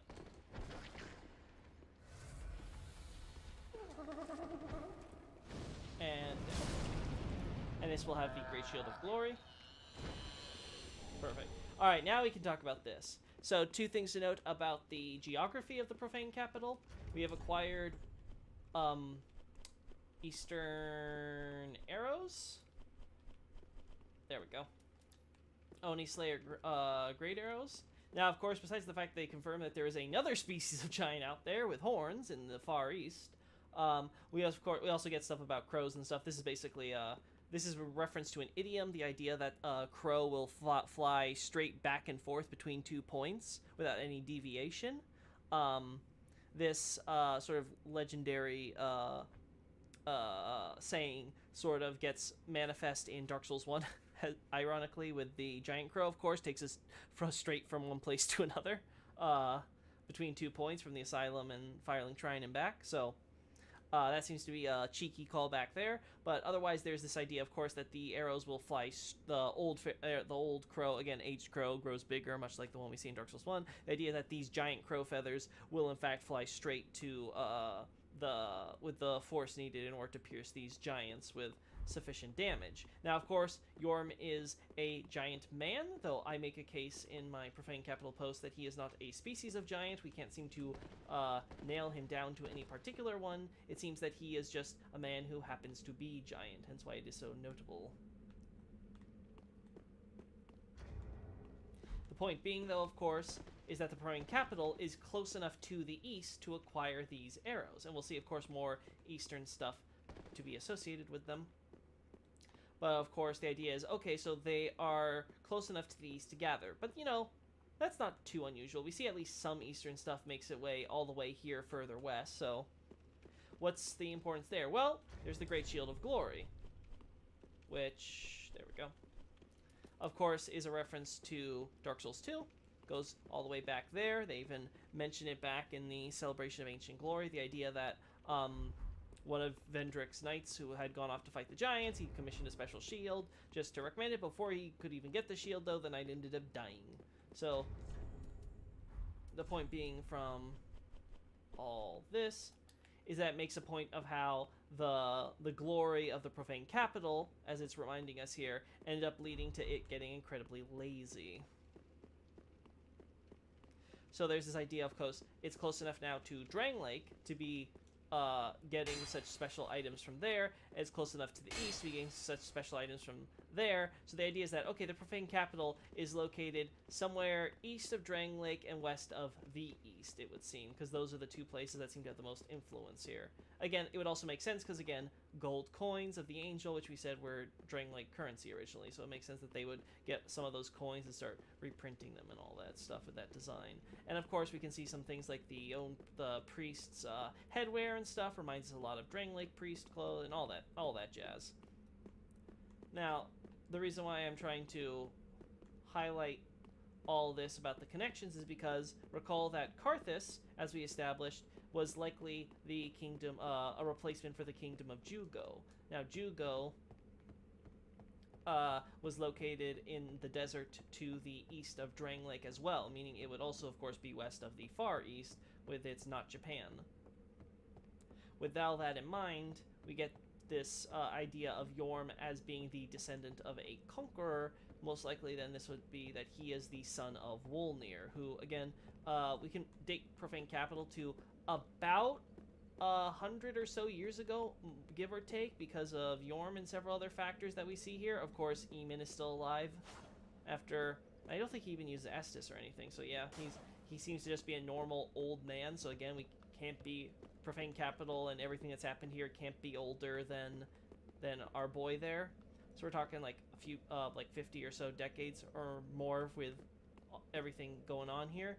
And then add into that, of course, Karthus, which we can also date to about 100 years or most, because again, gravekeepers are also alive and had to go from little young squires to old men. So there's a lot going on in that front. Let's cash in the souls while I talk. And then the idea, of course, being that, okay, so if Yhorm is a descendant of Wolnir as the only conqueror that Dark Souls 3 introduces in the entire game, and the only one that makes sense in terms of the larger series, then, okay, Yhorm tends to be big. Karthus, they like their strong men, but they also like their dexterous men. Yhorm ain't winning any gymnast competitions anytime soon. So you can easily see how he might be looked down upon. We also know, of course, that Wolnir likes conquering stuff. So it's easy to imagine that, considering that the Profaned Capital would be right in the same sphere of influence as Karthus, that it may be one of the kingdoms that was at one point being conquered.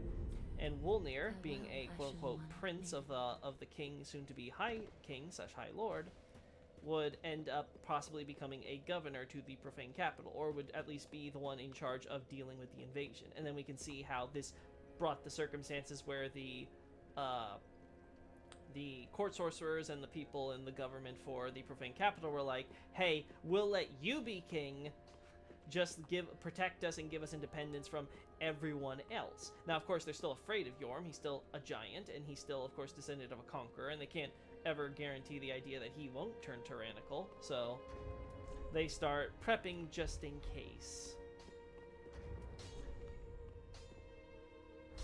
We need 50k, so that's going to take a little bit more. Let's now check with Siegward or Katarina. See him in prison, hopefully.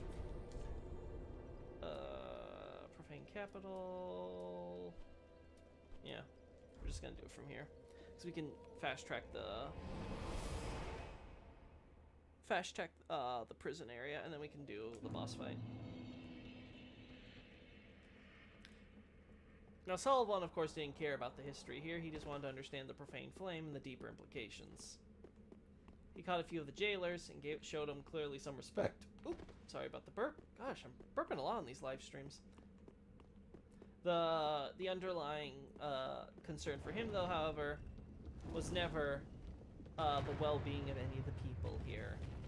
If he got some servants out of it, good. But otherwise, he seems to have mostly ignored this place because he got what he wanted with the profane flame.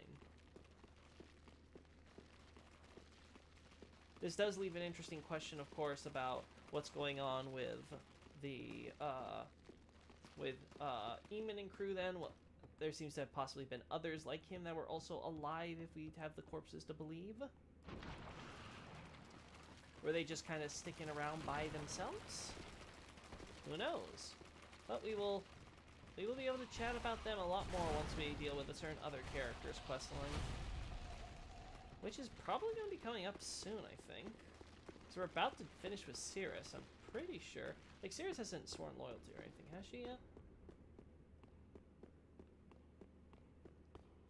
Oh no, I gotta check with the handmaid first. That's what I gotta do. See if she's gonna deal with Granddaddy. Yeah.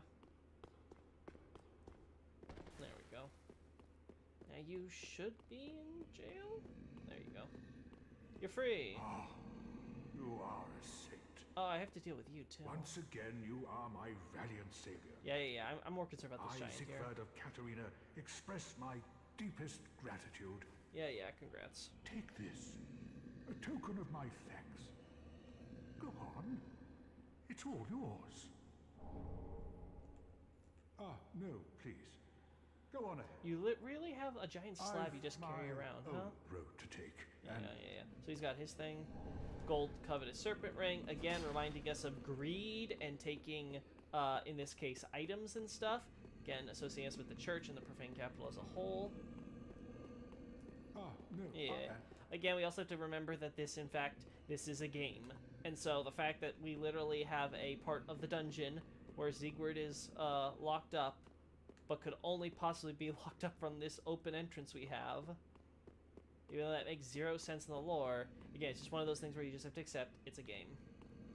So you kind of just have to use some creative imagination to imagine that these dungeons, all these locations we go through, are a little more expansive, a little more flexible than we like to think. Unless, of course, there's some very strict story reason why you can only go through this place. Like, again, usually the lore reason for why we have to go through the paths we do is because of time. It's faster, apparently, to go through Karthus to get to Irithyll of the Boreal Valley, especially considering the main road happens to be blocked. We don't know that, but hey, that's how it works out, lucky for us. Oh, I love killing them in only 2 hits. I hear you up there, so we're gonna... There we go.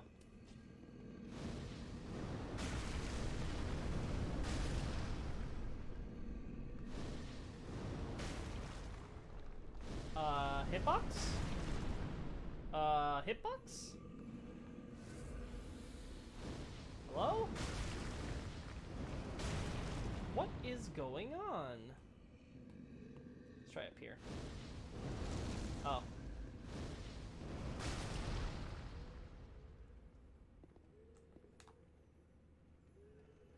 I try, man.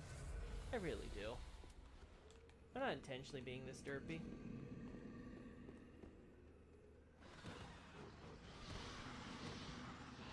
Ow. Listen. Listen.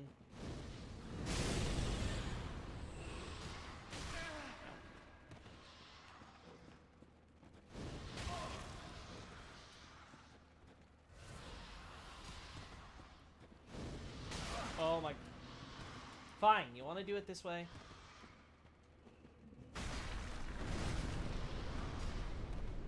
Stomp. Stomp at will. I give you permission to stomp these little vermin back to Kingdom Come. Oh. Thank you. I like you. Almost enough to not kill you.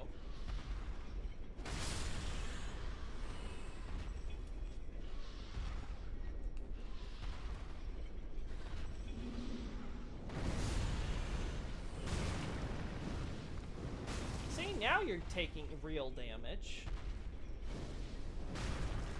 But you don't there. Oh my god, your hitbox is so finicky! Let's try this one. There we go.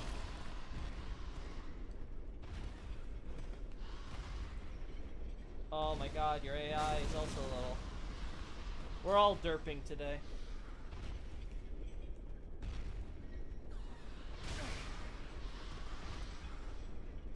There we go. Giant down. Highs, because again, can do nothing here but lay around and shit.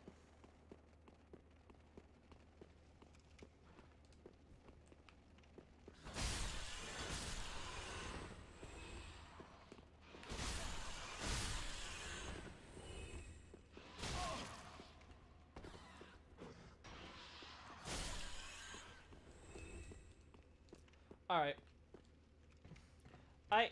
I've done my good deed for the day. Wiping out rats. Come on, Crystal Lizard. Tell me you're still up here. I'm hoping for some twinkling.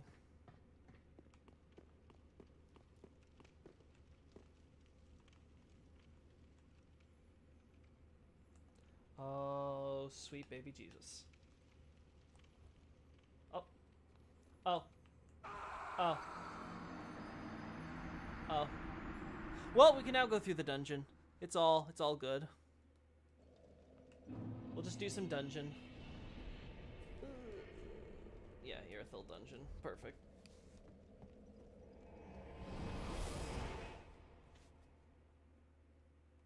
Oh, you just take the shortcut down and then back up, and everything will be perfect.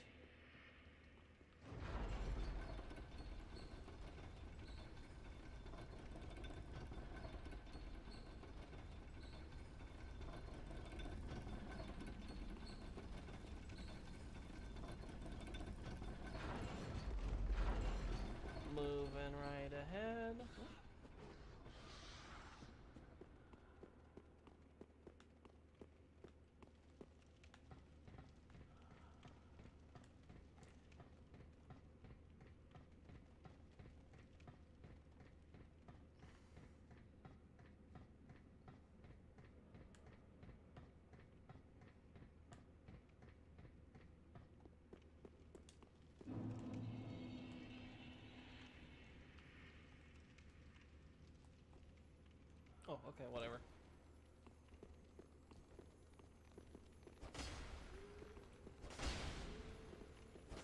There we go. Ah, chunk. Darn. Crestfallen Knight. Anything else we care about here? Nope.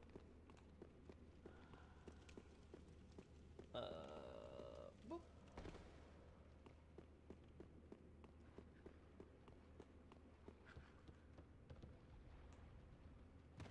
There we go. Yes, yes, yes. Oh, right. I called it up.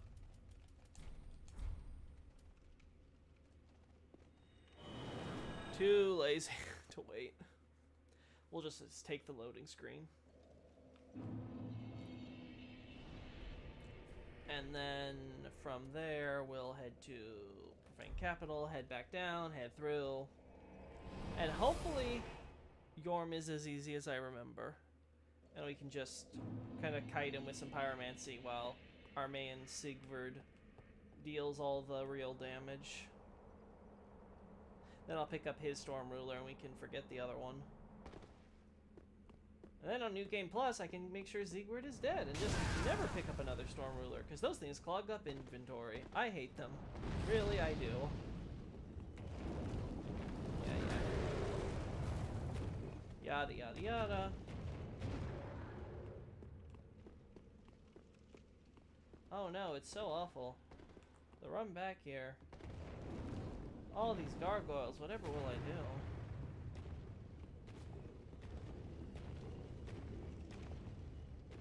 Right.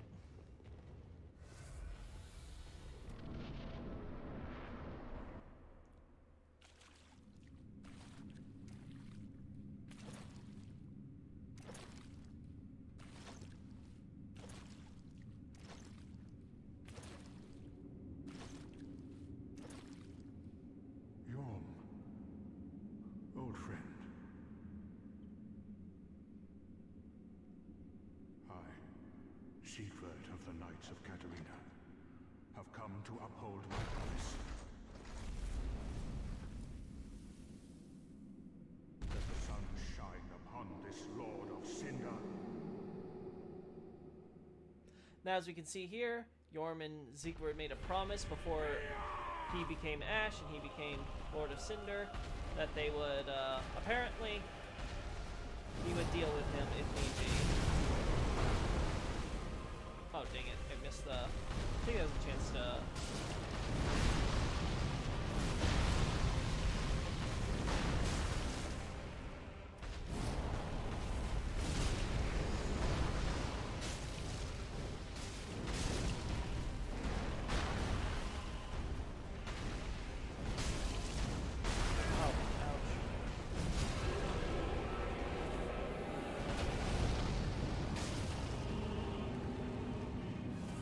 should put more into Ashen.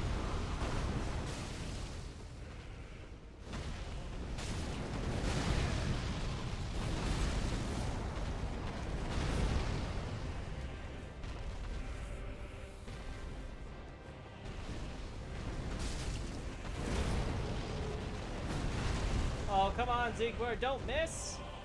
I need you not to miss. That's kind of the important part of this strategy.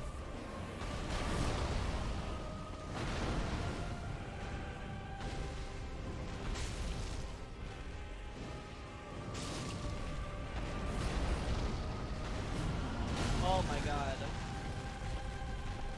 Do I need this guy to get rid of all the columns for you, Seek Boy?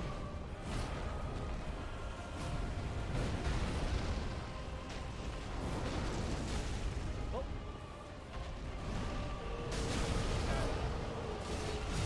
There we go.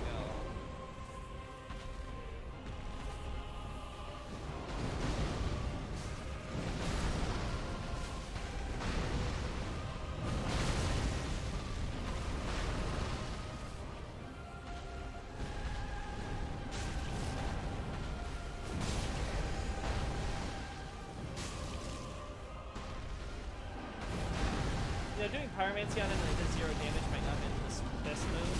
Even if it's basically nothing, I think it probably would have been better to still put on something else to help aggro. again, retrospective. Oh.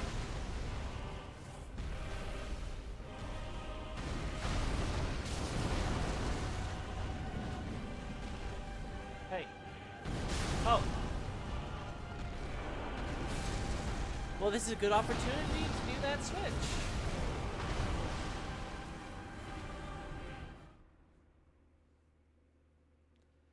Alright. Let's switch out our pyromancy. Attune spell. What would be good? Great heavy soul arrow. Heavy soul arrow. Maybe Faron dart? Oh, you know what? Snap freeze. No. Pestilent Mercury. For the cheeky play when he chases you. Yeah, honestly, I feel like this is gonna be the... This is gonna be the fun one. Heretic Staff +4.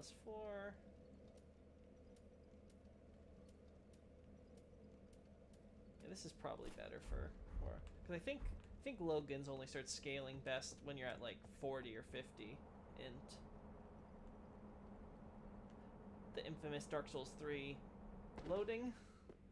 Honestly, for how nice this game looks, it's a shame that there's so much poppin'. Oh.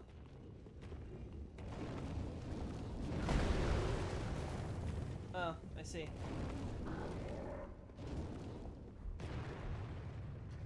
I don't want to get rid of my stuff, so... Yeah, still a little too much. I guess we can switch out. Sure. Alright.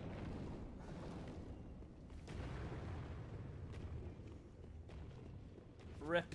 Yeah. I'm gonna get the souls back. It's not that bad.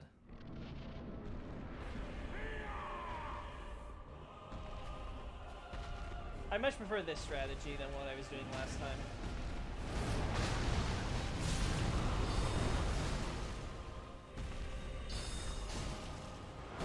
Ow.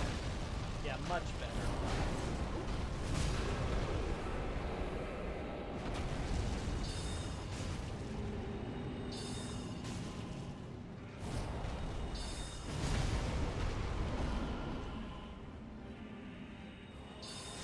I think I could have gone for the crit, but I don't mind.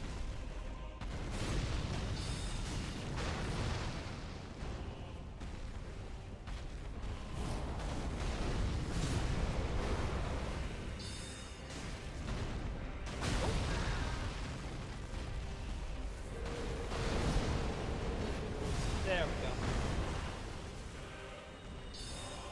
go. Oh, it went through his back, huh? Sure, game. Damn hitboxes.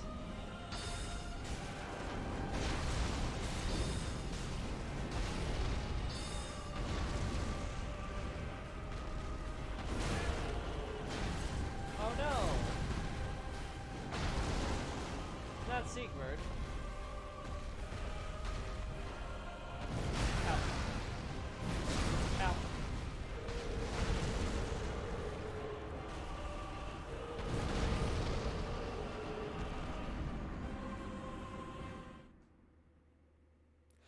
First time beating Yhorm, didn't know about Storm Ruler, so I just raw dogged with sorcery. I know someone else who did that too, and it explained to me the thought process. Did it never occur, hey, this seems like I'm not doing nearly enough damage. There has to be something else.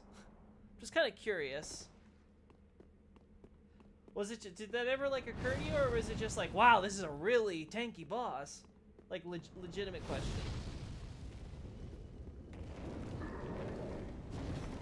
Because I find it just crazy to imagine that, like, the developers designed this in a way I feel so you would be like, hey, there has to be something more to this. Then again, I knew a friend. Then again, the guy I know who did this with Yhorm was the same guy who literally did Dark Souls 1's Catacombs, like literally first thing as soon as he got to Firelink. I was like, how? Why? So we lost Siegward early. I do not mind. That just means we're going to be doing everything ourselves now. Oh. scuffed way to get to this point, but whatever.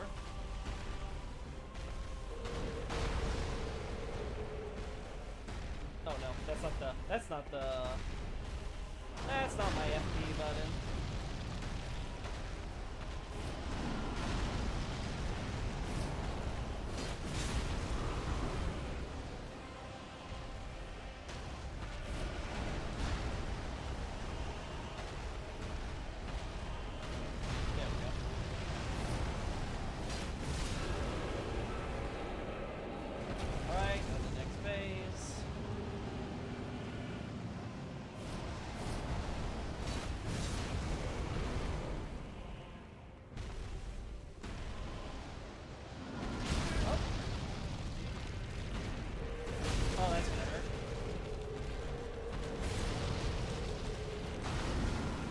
Oh, I've hit a wall again. This is bad.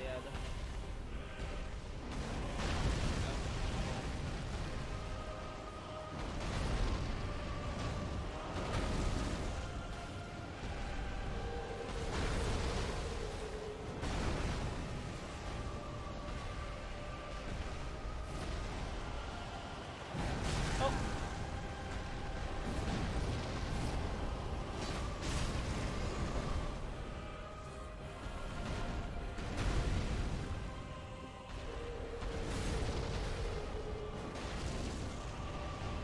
Thrilling gameplay. Oh! I still got it! Oh!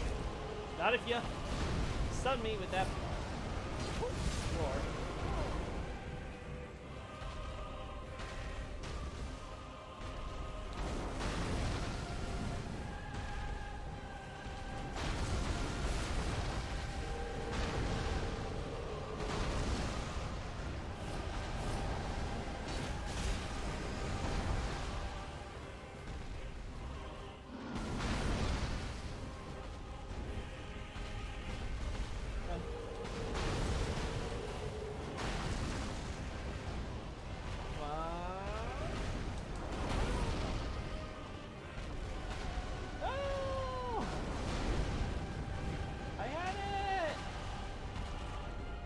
Stamina!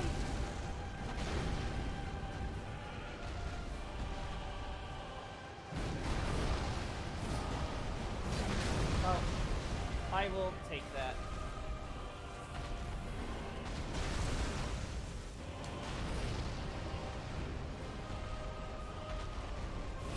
All right.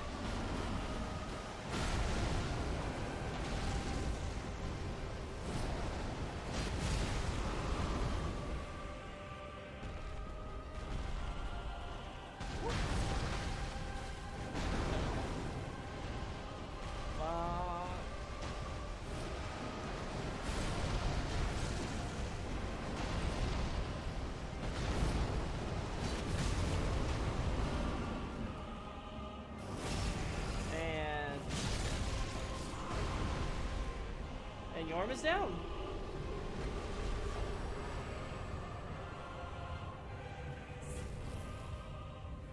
I was doing like a 460, so I just assumed it was a tanky boy.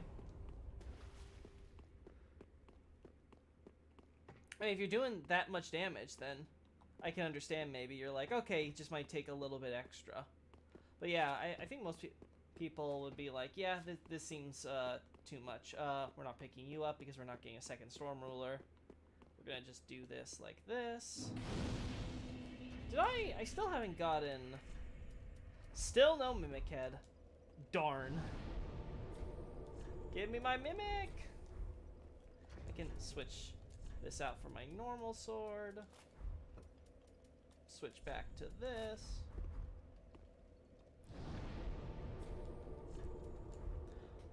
More vigor! Because we're going to probably need that for Pontiff after. Alright. We'll talk more about Profaned Capital as we continue on with Leonard's questline, which we should do after we finish up Cirrus's, which reminds me. Where are you? Is it? Oh, it's just general. Okay. Oh, she's not selling it yet.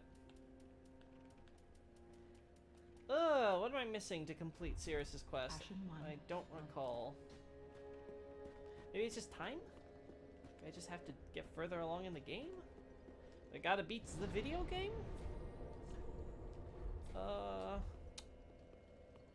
little lost. Very well. Then take. Oh well, it's not important. Yeah, get some more vigor.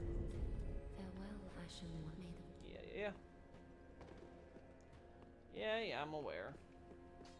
We got Grey Rat here. We got you, Orbeck. Orbeck. Let's make you happy. Back again, I suppose. Yeah. Give Sorcery Scroll. Oh my. You've made quite the discovery.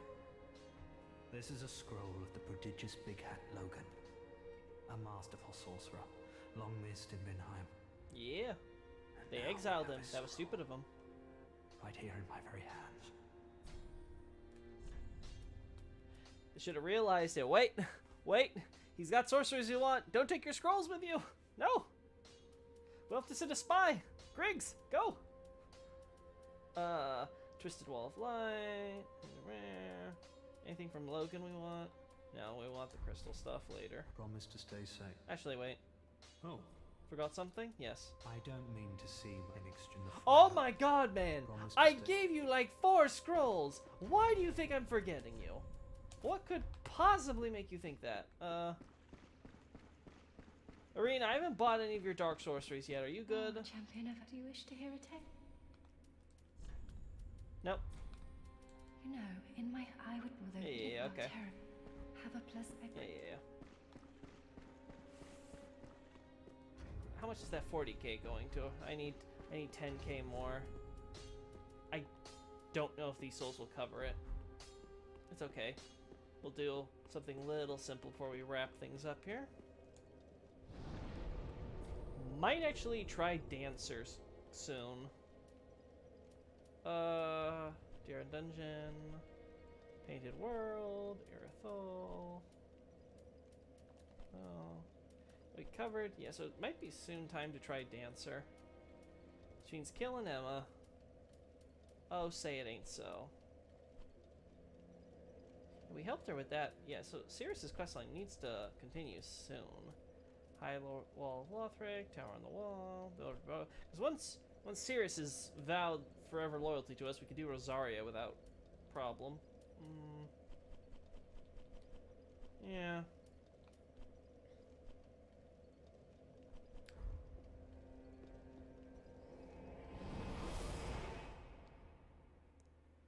Yeah, so let's like get let's get into the Corvian village, and then we'll stop for the day.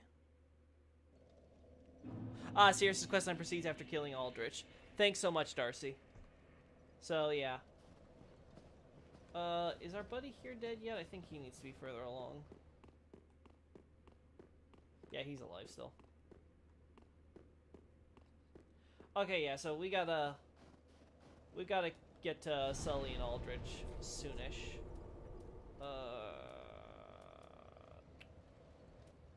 Yeah, we'll do it from the bridge cave.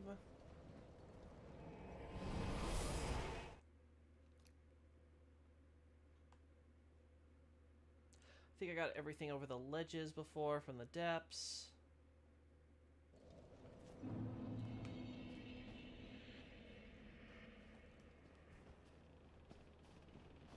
And then we can move.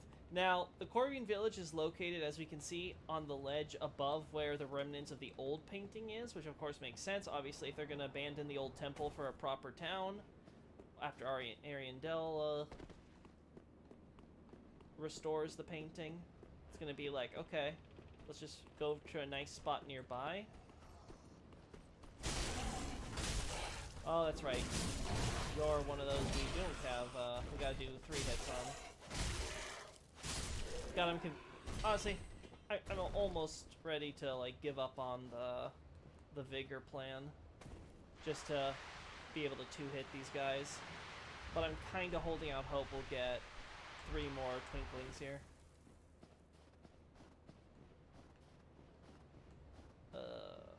Otherwise, we can just do dancer and we'll get all the twinkling I could ever want. Oh, If I remember right, this only upgrades to +5, right? No, yeah, it might be just +5 because we're already at +3. As we can see, the village has a outer wall, giving us some sense of security here, at least from outsiders on this side. It doesn't really have a proper entrance, though, as we can see. Instead, it has a sewage outlet of a sort. It's more like kind of a dumping flow, where they could just throw out stuff from over the bridges and stuff into the ravine, and then it'll eventually flow out to here. As we can see, though, the sewage and waste that is being thrown out is including some of these Corvians, who have, similar to what we see with humans in their Dark Souls, roots are growing out. This can probably be thanked to the fact that they do, in fact, have humanity of sorts in them through the Tark powers that transform them. They also have, essentially, their own feces, essentially seeming to turn into a kind of tail as it hardens. Oh. Yeah, we can hear you'll scream shortly. As we can see, there's also little hairs and stuff growing out. But yeah, pretty gross.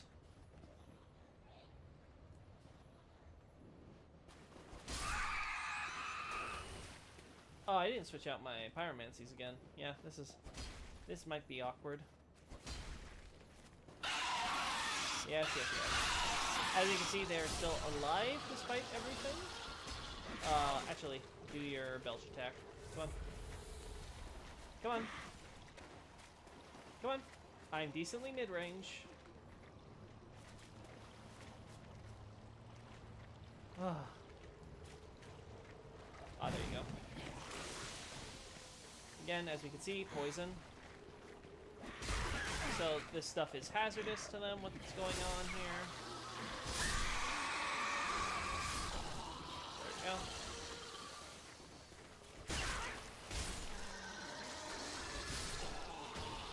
So much love. Again, as a reminder that this is all sewage, we have a sewage centipede here to reinforce the impression of what we are exactly digging our heels into. Now, the actual sewage area itself isn't poisonous, as we can see, despite being filthy looking, so it hasn't gotten that dirty yet. Not enough to just infect us with some terrible disease on touch. Lucky us. It's just normal shit. Yes.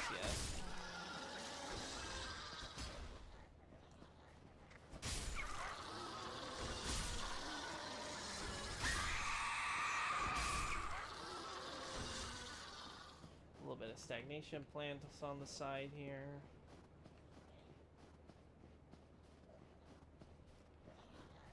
So people are, of course, also dying. Again, you can see some of that here. As we shall press onward. Let's try to get the items here. Wait, that Corvian dies? Which Corvian are we talking about? I may not have been paying attention fully. Oh.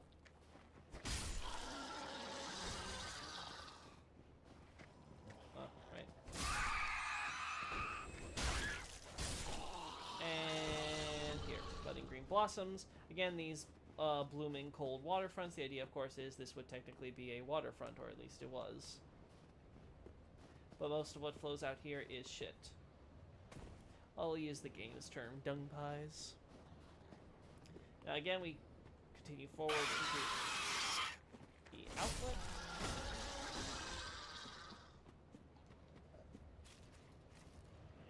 Where is our Corvian friend? Another sewage centipede over here, though the area is of course locked off, but there's another item with rot that we want to use to hint on. Oh, dang it, I can't. Oh boy. Gotta do this about pyromancy. Let's see how this plays out. I guess I can switch my sorcery stuff if necessary. Oh. Now these Corvian knights have the same grab attack as... Oh, there we go, perfect. As the Corvians from Dark Souls 1, again, how the localization turned them was crow demons, though they were crowmen of Velt. Oh, I missed my chance. Missed a good chance to get some.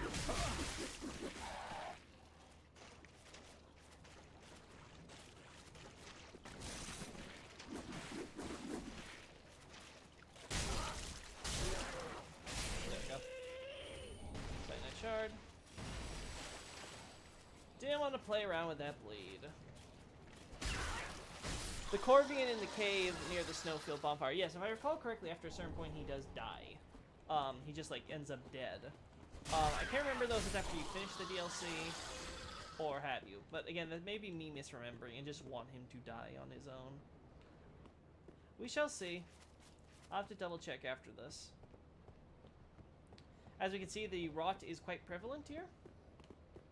Lots of little wormy things with the little growths. This looks like a communal kitchen area where everyone dines. This is also where we find one of the Corvians. Hard to say if he's the cook or not, but... Oh, well, there is nothing forlorn about you. Yeah, I was wanted as a baby. You must be the other Ash, I suppose. I guess. Sure. Oh, finally, you have come. Oh, wondrous Ash, grant us our wish. Make the tales true, and burn this world away. My lady must see flame, and you have only to show her. You are Ash, are you not? Is it not fire that you seek? Surely you have seen the rot that afflicts our world. Kinda hard to miss. But that which fooled the good father Oh no. and buried the flame. Oh no. After we had all made up our minds, too. How could she? So, No. Please, grant us one wish. Make the tales true, and burn this world away. My lady must see. Yeah. Oh, I am like those fools on the outside. Oh, I am so terribly frightened of timidly rotting away. Like, Yeah. So of course the painting Miyazaki is using the painting world, much like how last time he used essentially a kind of making an in-universe meta space for him to put all the stuff that didn't have a place to belong, give it a place to belong. We now see him using the painting world as a reflection about as a meta commentary on the larger narrative of Dark Souls 3 about how us humans, all those God-fearing men, are allowing our world to essentially quote-unquote rot away because there we go. We essentially let everything quote-unquote rot away by allowing the stagnation to continue until there will literally be nothing left. So it becomes this horrible state for us, just as it becomes a horrible state for the painting world. And the painting world then is saying, hey, we're not stupid like you, outsiders. We're actually trying to keep the flow of this world going as it properly should conclude.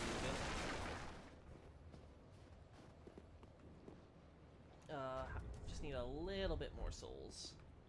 Who shall it be? Let's open that shortcut over there, actually. Yeah, they're all dead. As you can see, though, this is showing how bad the rot is really getting. Yeah, this is toxic, so this is even worse, I think, than the one we went to inside. Again, we'll worry about that item next time we come here. I'm more concerned about this. There's our free plunging attack. Go. Again, we see now a simple gem associating this with magic. And I guess also fools, technically.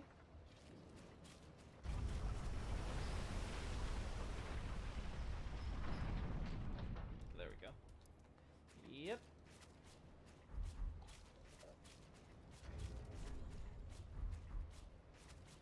Moving right along.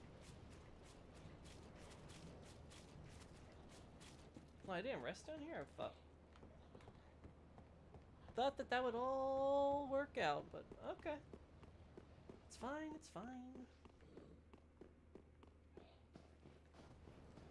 Any of the other guys want to give me just 1,000 more souls? I'm not asking for much, just 1,000. There you go. There you are, buddy. Nope, that's not 1,000 souls, that's 100. You're missing a 0 there. Hello? Anyone?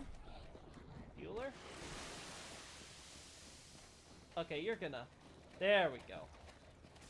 Buddy, give me my souls.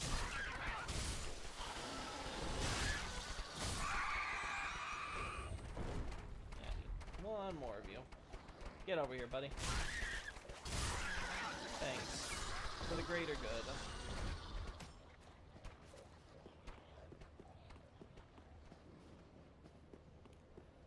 We shall come back to the painting world some other time. But now we have the idea that we're settled in. The rot is, of course, also settling in. Things are not looking good for this place, which is why we will leave them to their fate for the time being. We're gonna get more vigor. Hopefully that should be enough for us to deal with Dancer. And we're gonna actually, yeah, try Dancer. Welcome, host.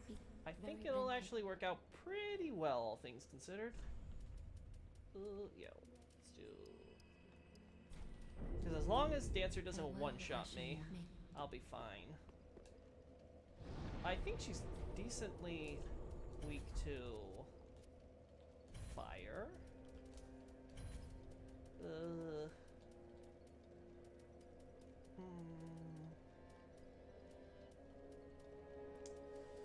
Pour's not gonna work on her though. But do I need anything else besides this, honestly? No, I don't. Yeah, okay. I guess that's how we're gonna end this then. Thanks guys for coming. Cool to have some nice questions here. We're finally getting back on track to the main story, now focusing on DLC for the time being. Slowly but surely, we will get ourselves so that way I can have my full Tarkus set. But until I get to, what's her face? Oh, did I put the armor away?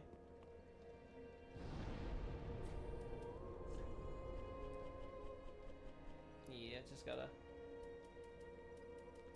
Yeah, okay, we're gonna leave you in storage for the time being, buddy. Yeah, until then, we're gonna keep on pushing through half-naked. Once we get past Dancer, we'll be able to do Oseros and Gundyr and tons of other fun bosses.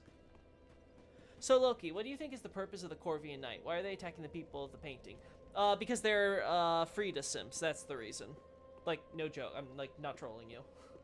They're just Sims for Frida.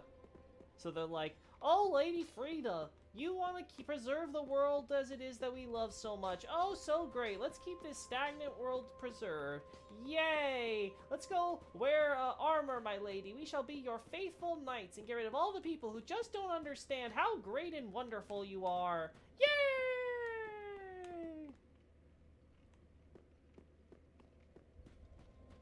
Yeah, that pretty much covers it. Just a bunch of simps. Which, let's be honest, aren't we all?